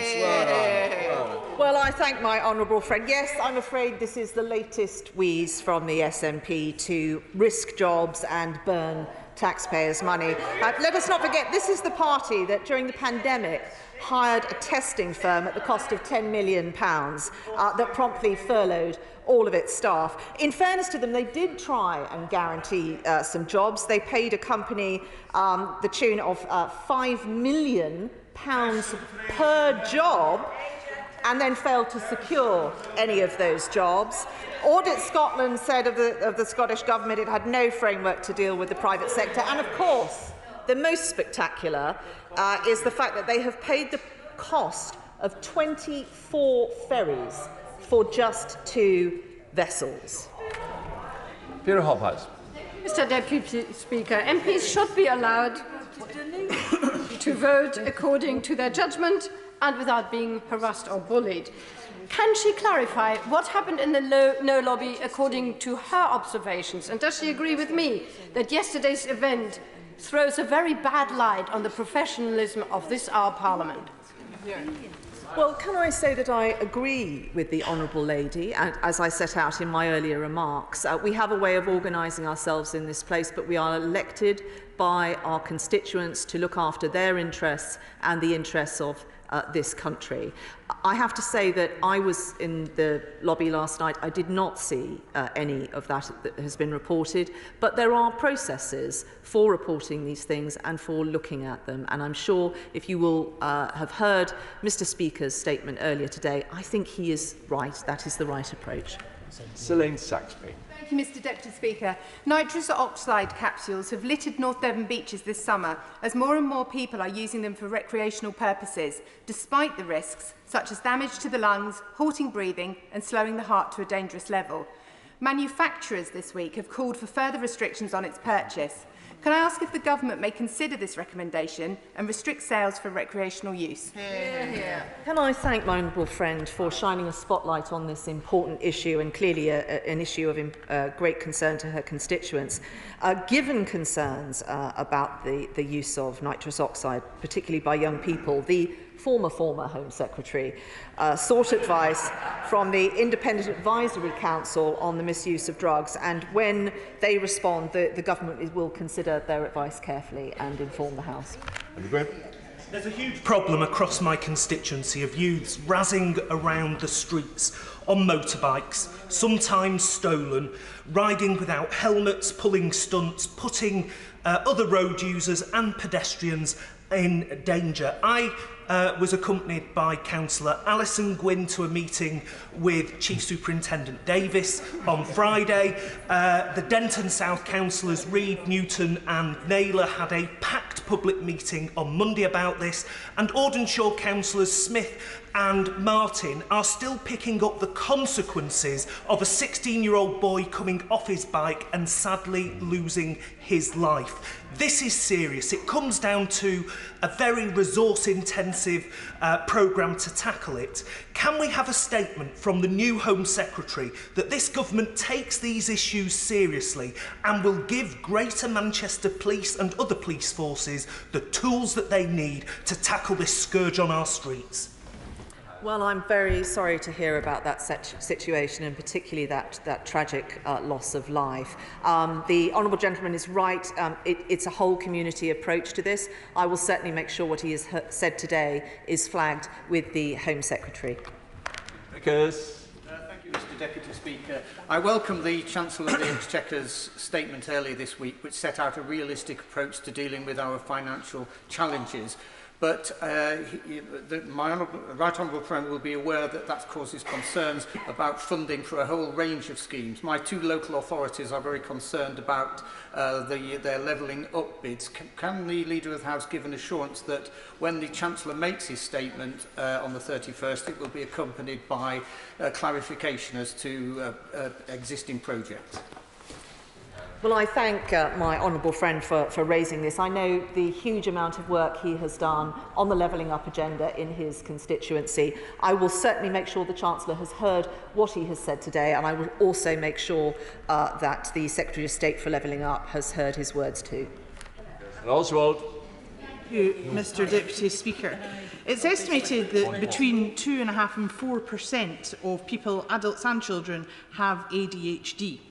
Neurodiversity matters, and all of us benefit the more that that's realised and understood. So I wonder if the Leader of the House would agree to a debate in government time on the importance of fostering greater knowledge and awareness and understanding of neurodiverse conditions, and thank the groups working hard to provide support and information, especially during October, which is ADHD Awareness Month.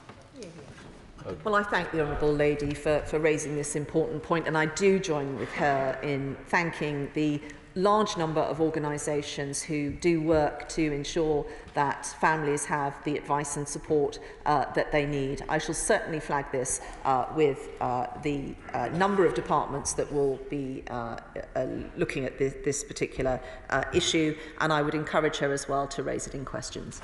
Bob Seeley. Speaker, I welcome very much the minimum service levels which are going to be outlined in upcoming legislation. Can the Leader of the House please tell me if she would support, as part of that, minimum service levels on lifeline services such as the Solent ferries, where we have both the RMT and Unite? I heard approval noises coming from my colleague on the front bench with me, but I would also point him to this government's record during the pandemic, and we very much saw those particular services as needing support, and we followed that up with action. But I thank him for his very helpful suggestion, which has gone down well with my colleague. Paul Blomfield. Thank you, Mr Deputy Speaker. Sunshine Preschool, which serves families on some of the lowest incomes in my constituency, is facing closure. Several other constituents have written to me as their children have had their nursery places withdrawn due to staff shortages and funding problems, and clearly this is a national problem.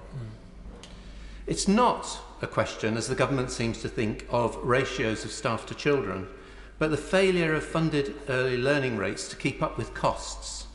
So can we have a debate on the crisis in childcare to urge ministers to bring forward proper support for this vital social provision, which is so important not only to parents, but to supporting economic growth?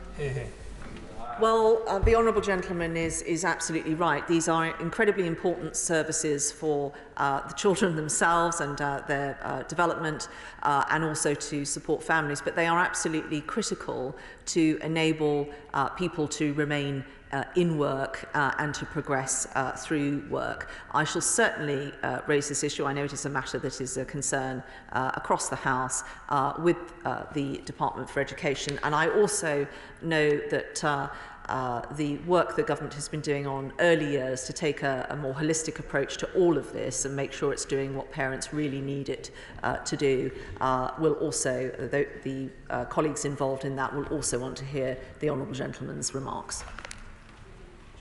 Andy Carter. Thank you very much, Mr Deputy Speaker. Can I join with my honourable friend, the member for Harrow, in wishing all members of the Hindu community in Warrington South a very happy Diwali.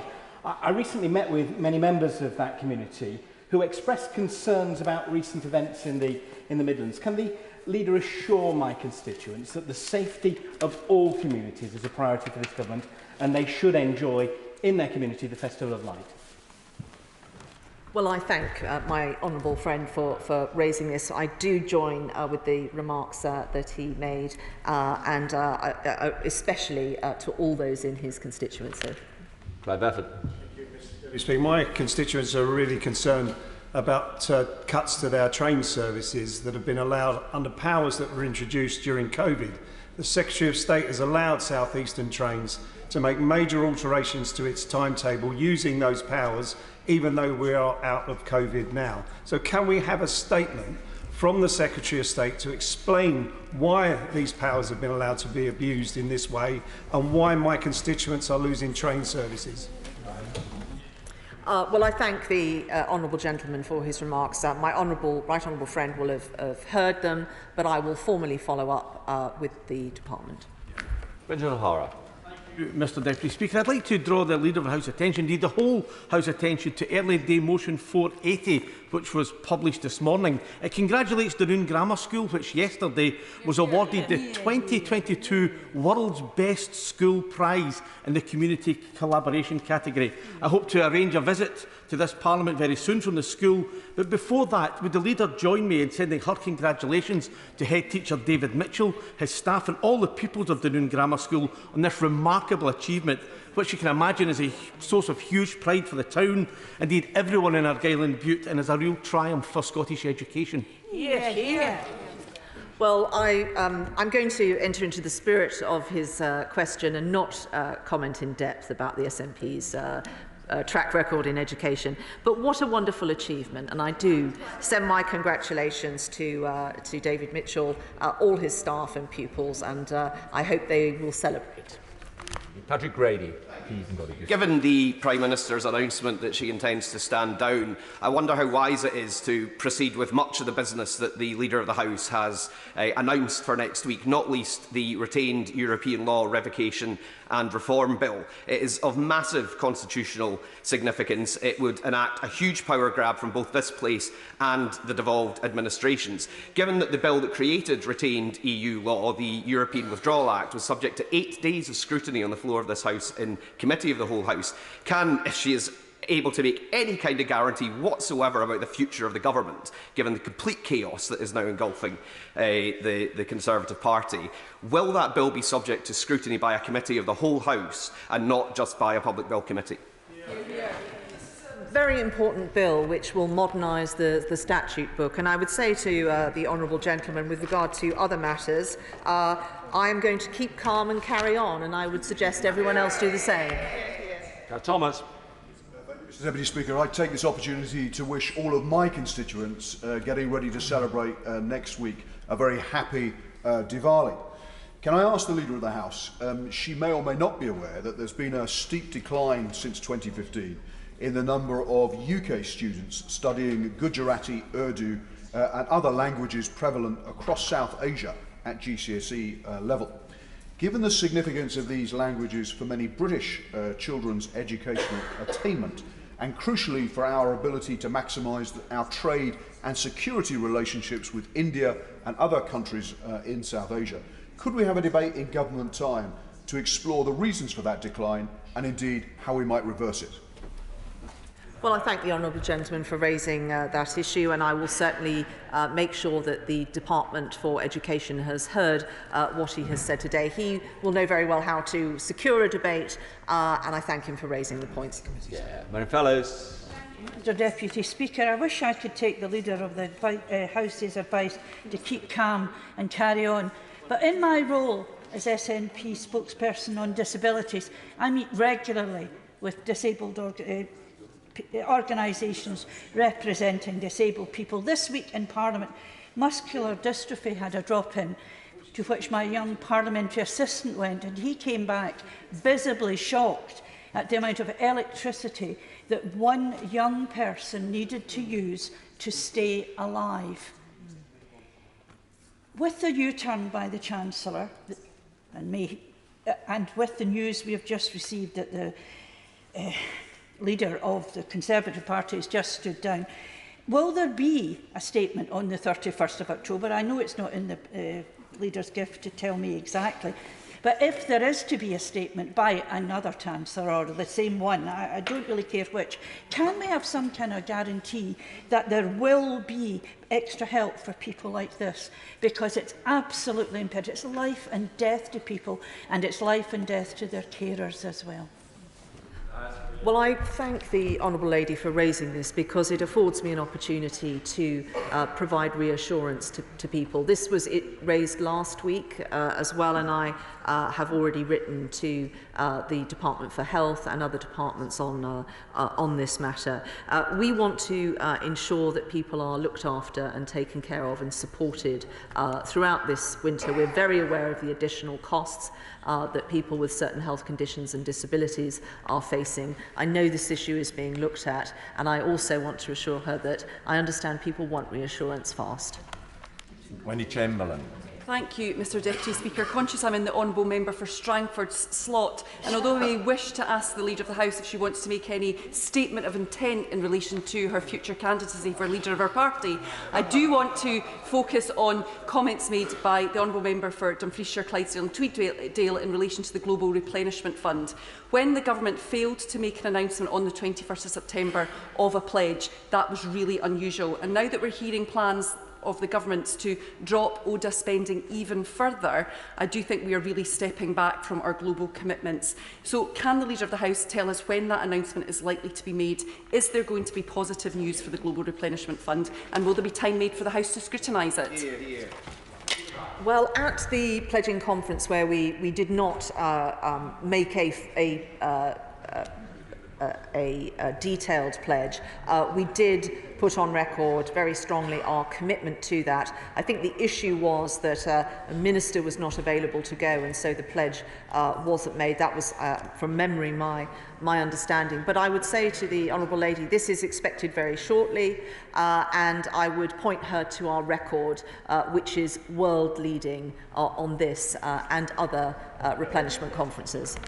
I'd like to thank the Leader of the House for making her statement and responding to many questions. Points of order, Anna McMurran. Thank you. The Leader of the House just called into question my behaviour when I raised the very serious allegations that I witnessed of bullying and manhandling in the voting lobby last night. I don't think that this is appropriate. Can the Deputy Speaker assure me that there is an improper and full investigation into this very serious matter? And does he agree that this was an appropriate response? It's the Speaker has already made an announcement that there is to be an investigation, but further to the point of order, Leader of the House. I thank the Honourable Lady for allowing me to confirm exactly my views on this matter. I think we do ourselves a disservice in this place if there is wrongdoing that we don't report it and follow it up in the proper way. I didn't see any, but there may well have been, and the Honourable Lady may have seen things that I did not see. In that case, report. This is really important. Report these issues. Tell people what you have seen. Support victims to come forward and do that. Do not go on the airwaves and make unsubstantiated and in some cases, not the Honourable Lady, but completely factually incorrect allegations. That does not help raise standards in this place. I would say I think the Speaker has got this absolutely right. I would refer you to the statements he has made. And as Leader of this House, if there is any member of my party that has behaved in an improper way, then I will condemn that. But what we need are facts. And I think the whole conduct of this House will be helpful if people stuck to the facts. James Sunderland. Mr Deputy Speaker. Mr Deputy Speaker, when members enter this privileged place, we are obliged to abide by the code of conduct that exists for all of us, and which I believe to be sacrosanct. Last night, at least one photograph appeared in the national media purporting to show an alleged incident at the entrance to the No lobby. Could I please seek your counsel in two areas? First of all, how might we collectively raise the bar of personal conduct in this place so that photographs are not taken for disingenuous purposes and for political gain? Secondly, I seek your advice on how we might best identify those responsible so that this poor behaviour can be brought to account. Mr Speaker and the entire Deputy Speaker team absolutely deprecate any taking of photographs, whether they're in the voting lobbies or indeed in this chamber, and certain other areas too. He's made it absolutely clear. And so let me just re-emphasise again, do not take photographs in areas where they are forbidden. He's made a very good point. And of course, it's the responsibility of each and every one of us to behave better as role models to those outside who are looking in. Mr Deputy Speaker, if I might. Further to that point of order? I'm very grateful to the Honourable Member because he told me that he was going to raise this matter earlier, and I want to be absolutely clear that I took a photograph and I did so knowing that I was breaking the rules of the House, the etiquette of the House certainly. I did so because I believed that the example that was being set when we at the moment are trying to change the culture of bullying in Parliament was such that it was necessary to override the normal course of... I apologise to the House for doing so. I think, however, it is very important that we understand that if 12 members were to stand around a member of staff in that way, they would probably end up being suspended from the House for a long period of time for bullying. We've only just started taking bullying seriously in this Parliament. There is actually, I would gently suggest, I'm not questioning what you just said, but there is a good argument to suggest that one of the rules that we've had for a very long time, that you don't take photographs and there's no photography, there's no filming indeed in the lobbies or in the adjacent areas, is now out of date. And actually, it might help us stop some of the bullying. I'm only suggesting it very gently, but it might actually stop some of the behaviour. Some of the behaviour changed in this House when this chamber was filmed. Well said. One is the apology, which the House has heard. The second one is any rule changes. Well, that's not for the Chair. That's for this House. And there is a procedure to do just that, and I'm sure the Honourable Member will make his views, well, he's just made them known, but at least he'll know how to progress that. And it's up to the House then to decide whether they wish a rule change. Bob Blackman. Thank you, Mr Deputy Speaker. Irrespective of the issue that was raised by my honourable friend, we had photographers outside Parliament using very expensive photography equipment taking photos of members of Parliament, which is a breach of the security aspect of this Parliament. And I hope that Mr. Speaker and colleagues will take action to prevent this happening in the future. I'm unaware of that, Mr. Blackman, but he's now made that apparent. We do have, I will pass him the name of the person that he should now talk to, giving the evidence that he's just given. Now let's, on this momentous day in British politics, move on. Is that what it is? Another momentous day in British politics. We now come to the Select Committee statement. Sir Geoffrey Clifton-Brown, representing the Committee of Public Accounts, will speak for up to 10 minutes, during which no interventions may be taken. At the conclusion of his statement, I will call members to put questions on the subject of the statement and call Sir Geoffrey Clifton-Brown to respond to these in turn. And I emphasise that questions should be directed to Sir Geoffrey Clifton-Brown and not the relevant government minister. Interventions should be questions and should be brief. The front bench may take part in the questioning. I now call Sir Geoffrey Clifton-Brown. Mr Deputy Speaker, while momentous events are taking place elsewhere, may I thank you and the Backbench Business Committee for the opportunity to make a statement to the House on the 18th report of this session of the Public Accounts Committee on the government actions to combat waste crime. The PAC is an incredibly busy committee holding 2 major sessions a week, examining the value for money of government projects, programmes and delivery. Our inquiries come from the extremely insightful reports created by the National Audit Office, and following our PAC hearings, the committee produces a report with recommendations to the government, which constitutionally normally has 2 months to respond.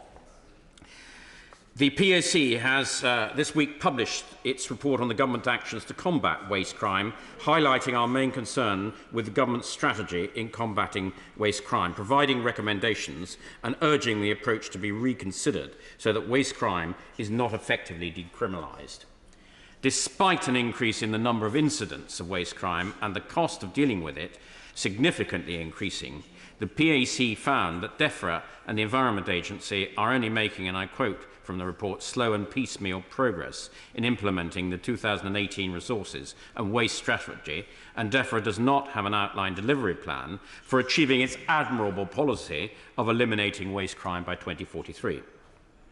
The government's 2018 resources and waste strategy set out the admirable goal of eliminating waste crime within 25 years and listed 14 actions to be taken. However, only 3 of these actions have been completed: establishing the Joint Unit for Waste Crime, making changes to the legislation to give the agency greater powers, and giving the agency access to police intelligence systems. DEFRA must increase the speed at which it implements this strategy, and the PAC has requested that the department provides the committee with an outline of its plan for achieving its 2043 goal by the end of this month, a quite tight timetable. We all know, Madam Deputy Speaker, the thoughtlessness of waste crime has hugely negative impact on people and the area around them and the economy. Waste crime varies tremendously from area to area. However, I'm certain of all members of this House have been contacted by constituents at some point and dealt with numerous cases of fly tipping. It is antisocial, polluting and costly crime that blights the countryside and our cities and properties across England and costs the economy over £1 billion a year, though that figure is likely to be an underestimate. The crime does not just include fly tipping, however, but illegal waste sites, breaches of waste permit conditions, breaches of exemption to the requirements for waste permits, and above all, illegal export of waste by the UK to developing countries that are ill-equipped to deal with the environment and often infinite consequences of that waste. Waste crime is not getting the local or national attention it needs to effectively tackle it.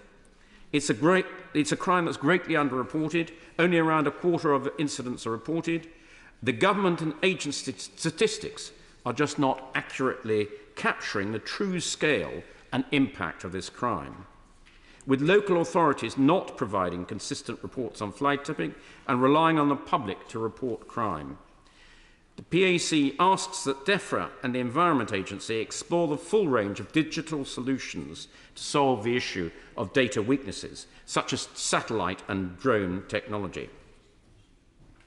The government's digital waste tracking system, including new IT systems, have been described as being at the core of the government's strategy.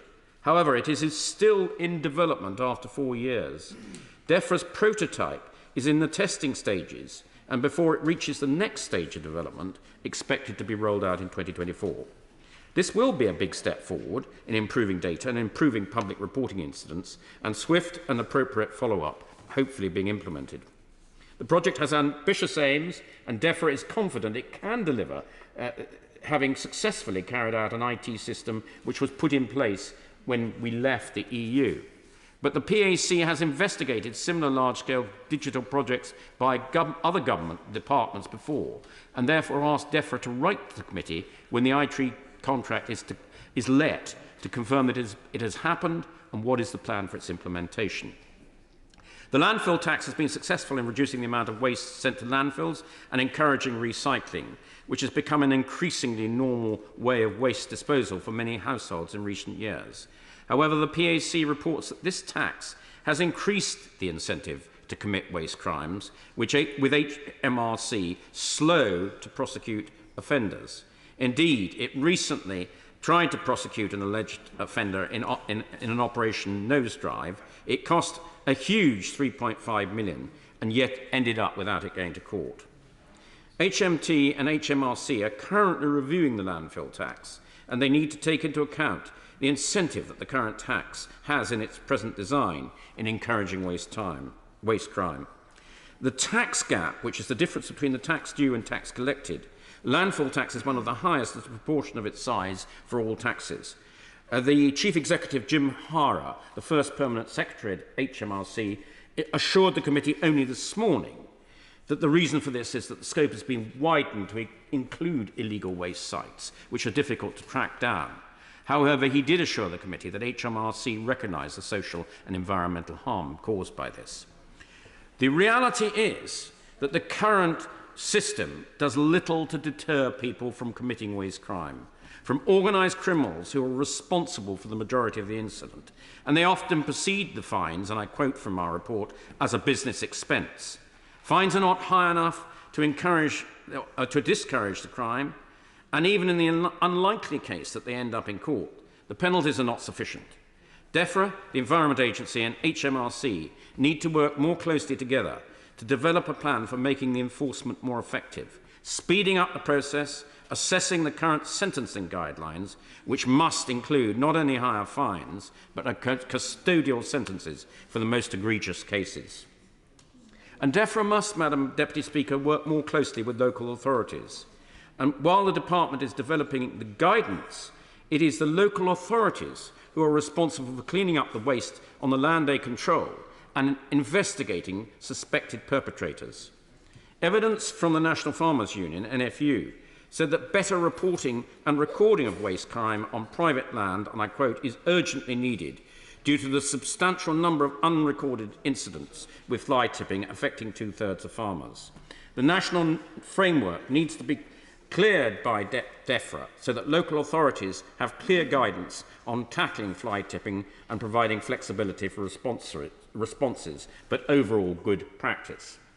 Finally, as I mentioned at the start, waste crime does not just include fly tipping, but it also includes the terrible practice of illegally exporting waste abroad. Exact figures are unknown, but the Environmental Services Association estimates that around 400,000 tonnes of waste are illegally exported each year, costing our economy £42 million. Waste is being exported to countries that are unable to efficiently manage the volume and toxicity of waste safely, causing substantial and sometimes permanent social and economic and environmental harm. The Environment Agency recently secured a record £1.5 million fine. In this instance, a waste company was prevented from sending 16 25-tonne containers from being exported to India and Indonesia. However, a further 26 containers had already been illegally exported. So finally, in conclusion, Madam Deputy Speaker, just to go through the PAC recommendations. 1. For DEFRA to increase the impetus with which the resources and waste strategy is taken forward. By October 22, it should provide the committee with its outline plan for achieving the elimination of waste crime by 2043 and provide annual updates on progress in this plan. 2. DEFRA and the agency need to explore the full range of potential solutions to data weaknesses, including, for example, satellite technology, and ensure the successful delivery of existing initiatives to improve data.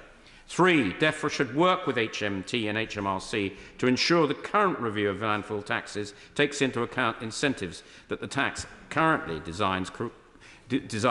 creates to commit waste crime. 4. DEFRA, the agency and HMRC should work with the relevant bodies within the criminal justice system to develop a plan for making enforcement more effective across the full spectrum of waste crimes. 5. DEFRA should work with local authorities to set a clear national framework for tackling fly tipping, setting an overall expectations and promoting good practice. 6. The agency should write to us within 6 weeks, setting out what actions would be required to enable it to understand the true scale of illegal waste exports and what further actions it could take to prevent them. 7th and lastly, DEFRA should write to the committee when the IT contract is let to confirm that it has happened and what the plan is for full implementation. Madam Deputy Speaker, waste crime is a large and costly problem that causes great angst to both those who are directly affected by waste ending up on their land, leaving them to clear it up, but also to the public, who deserve to be able to enjoy a clean and healthy towns and countryside. The PAC committee has clearly set out its concerns, how government is combating it. Most crucial is the lack of strategy or a plan for achieving its highly ambitious target of eliminating the waste plan by 2043. Madam Deputy Speaker, this could be a huge win for the government and the people of this country. I urge DEFRA to get on with it. Kevin Jones. Thank you, Madam Deputy Speaker. Can I first of all thank the honourable gentleman for his statement and also thank the committee for an excellent report. Can I also thank the National Audit Office for their inquiry into Operation Nosedive, which was instigated by myself and the Right Honourable Member for Halton Price and Howden. What is depressing about the report is these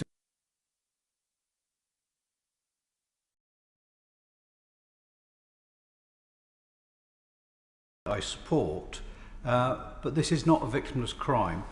Tax has been avoided, criminals have got away with these crimes, and communities have been blighted. Can I urge the honourable gentleman and his committee to make sure they keep their finger on this subject, because our experience, myself and the Right Honourable Member for Halton Price and Howden, is we've been at this for 10 years. The evidence is there what's going wrong. The government have just turned a blind eye and decriminalised basically waste crime. So without that pressure from his committee, can I say, I'm sure that this will just carry on. Can I thank the Right Honourable Member, who's very experienced in this field and has been campaigning on it for a long time, quite rightly. We've made some fairly stringent recommendations in this report with some fairly tight timetables as to what the government has to do by when. I can assure him that if we don't see satisfactory progress, we will call DEFRA back to examine why our recommendations have not been properly implemented. So that is part, as he knows, of the PAC system. That we do have the ability to be able to call witnesses back and find out why they've not responded to our recommendations. And as he knows, as I said at the beginning of my report, they have 42 days in which to respond. And again, if we don't like the responses, we could follow that in writing, or again call the witnesses back. I thank Sir Geoffrey Clifton-Brown for presenting the statement from the Select Committee. And we now move on to presentation of Bill, Secretary Anne-Marie Trevelyan. Clark. Transport Strikes Minimum Service Levels Bill. Second reading what day? Tomorrow. Tomorrow. Thank you. We now come to the backbench motion on NHS dentistry. Peter Alders to move. Thank you very much, Madam Deputy Speaker. I thank the Backbench Business Committee for granting this debate, and I also thank the Honourable Member for Bradford South for her work in helping secure it. I beg to move the motion that this House is concerned by the growing crisis in NHS dentistry, notes that 9 out of 10 dental practices in England do not accept new NHS patients, regrets the number of dentists moving away from NHS practice, welcomes the government's commitment to levelling up health outcomes and dental health across the country, calls on the government to take urgent steps to improve retention of NHS dentists and dental accessibility for patients, and further calls on the government to report to the House on its progress on the steps that it has taken to address the NHS dentistry crisis in 3 months' time.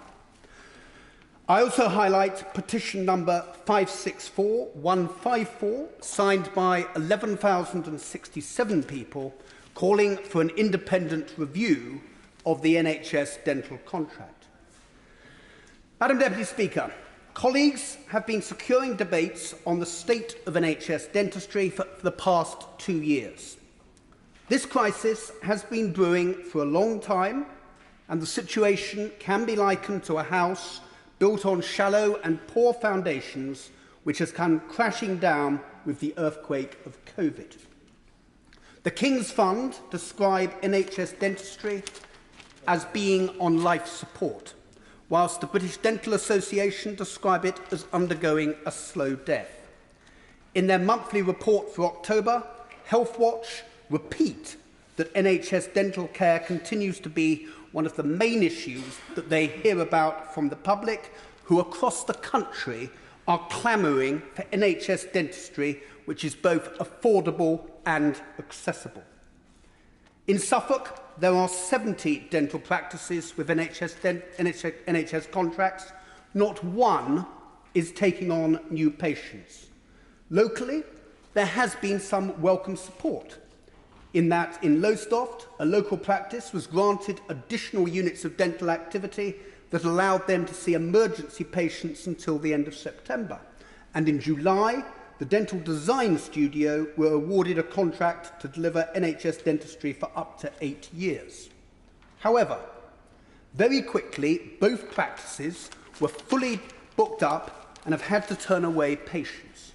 Madam Deputy Speaker, there is a need for root and branch reform, and I shall now briefly set out those issues that need to be included in a blueprint plan for NHS dentistry. I give way to my honourable friend. I'm very grateful to my honourable friend, congratulate him on this debate.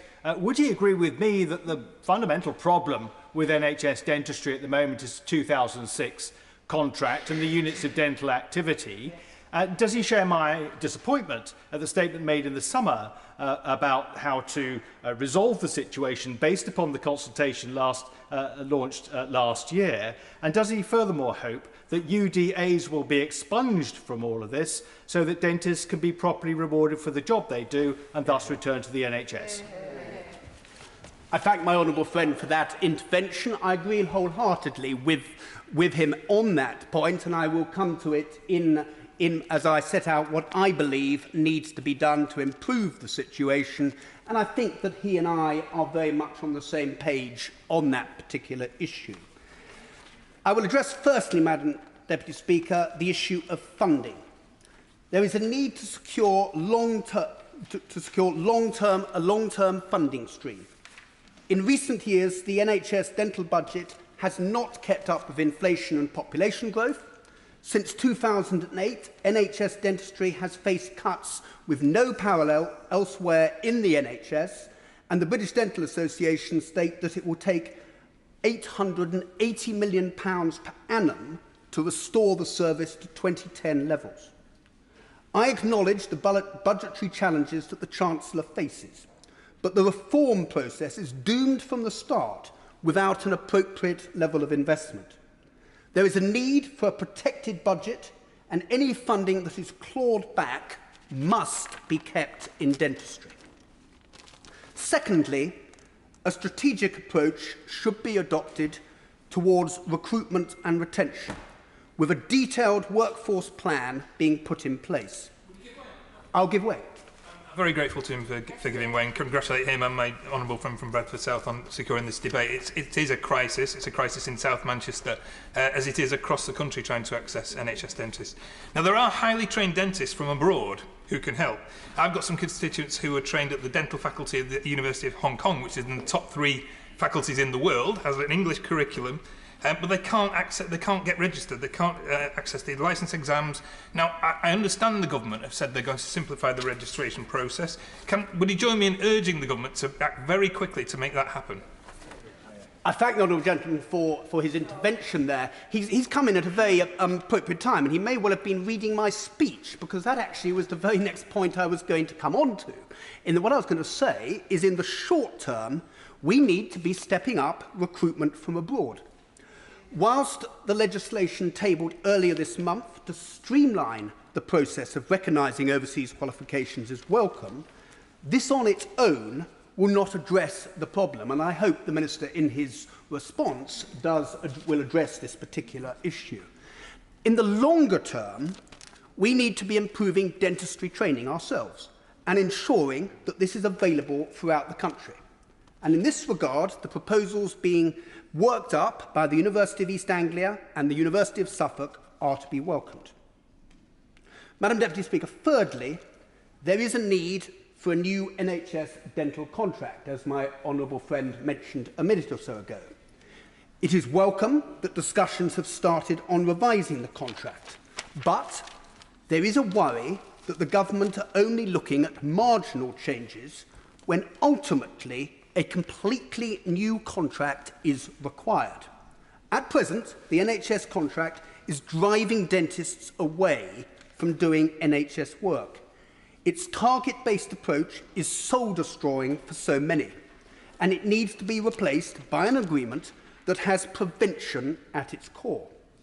And Madam Deputy Speaker, that leads me on to the fourth and penultimate component of a new system of NHS dentistry.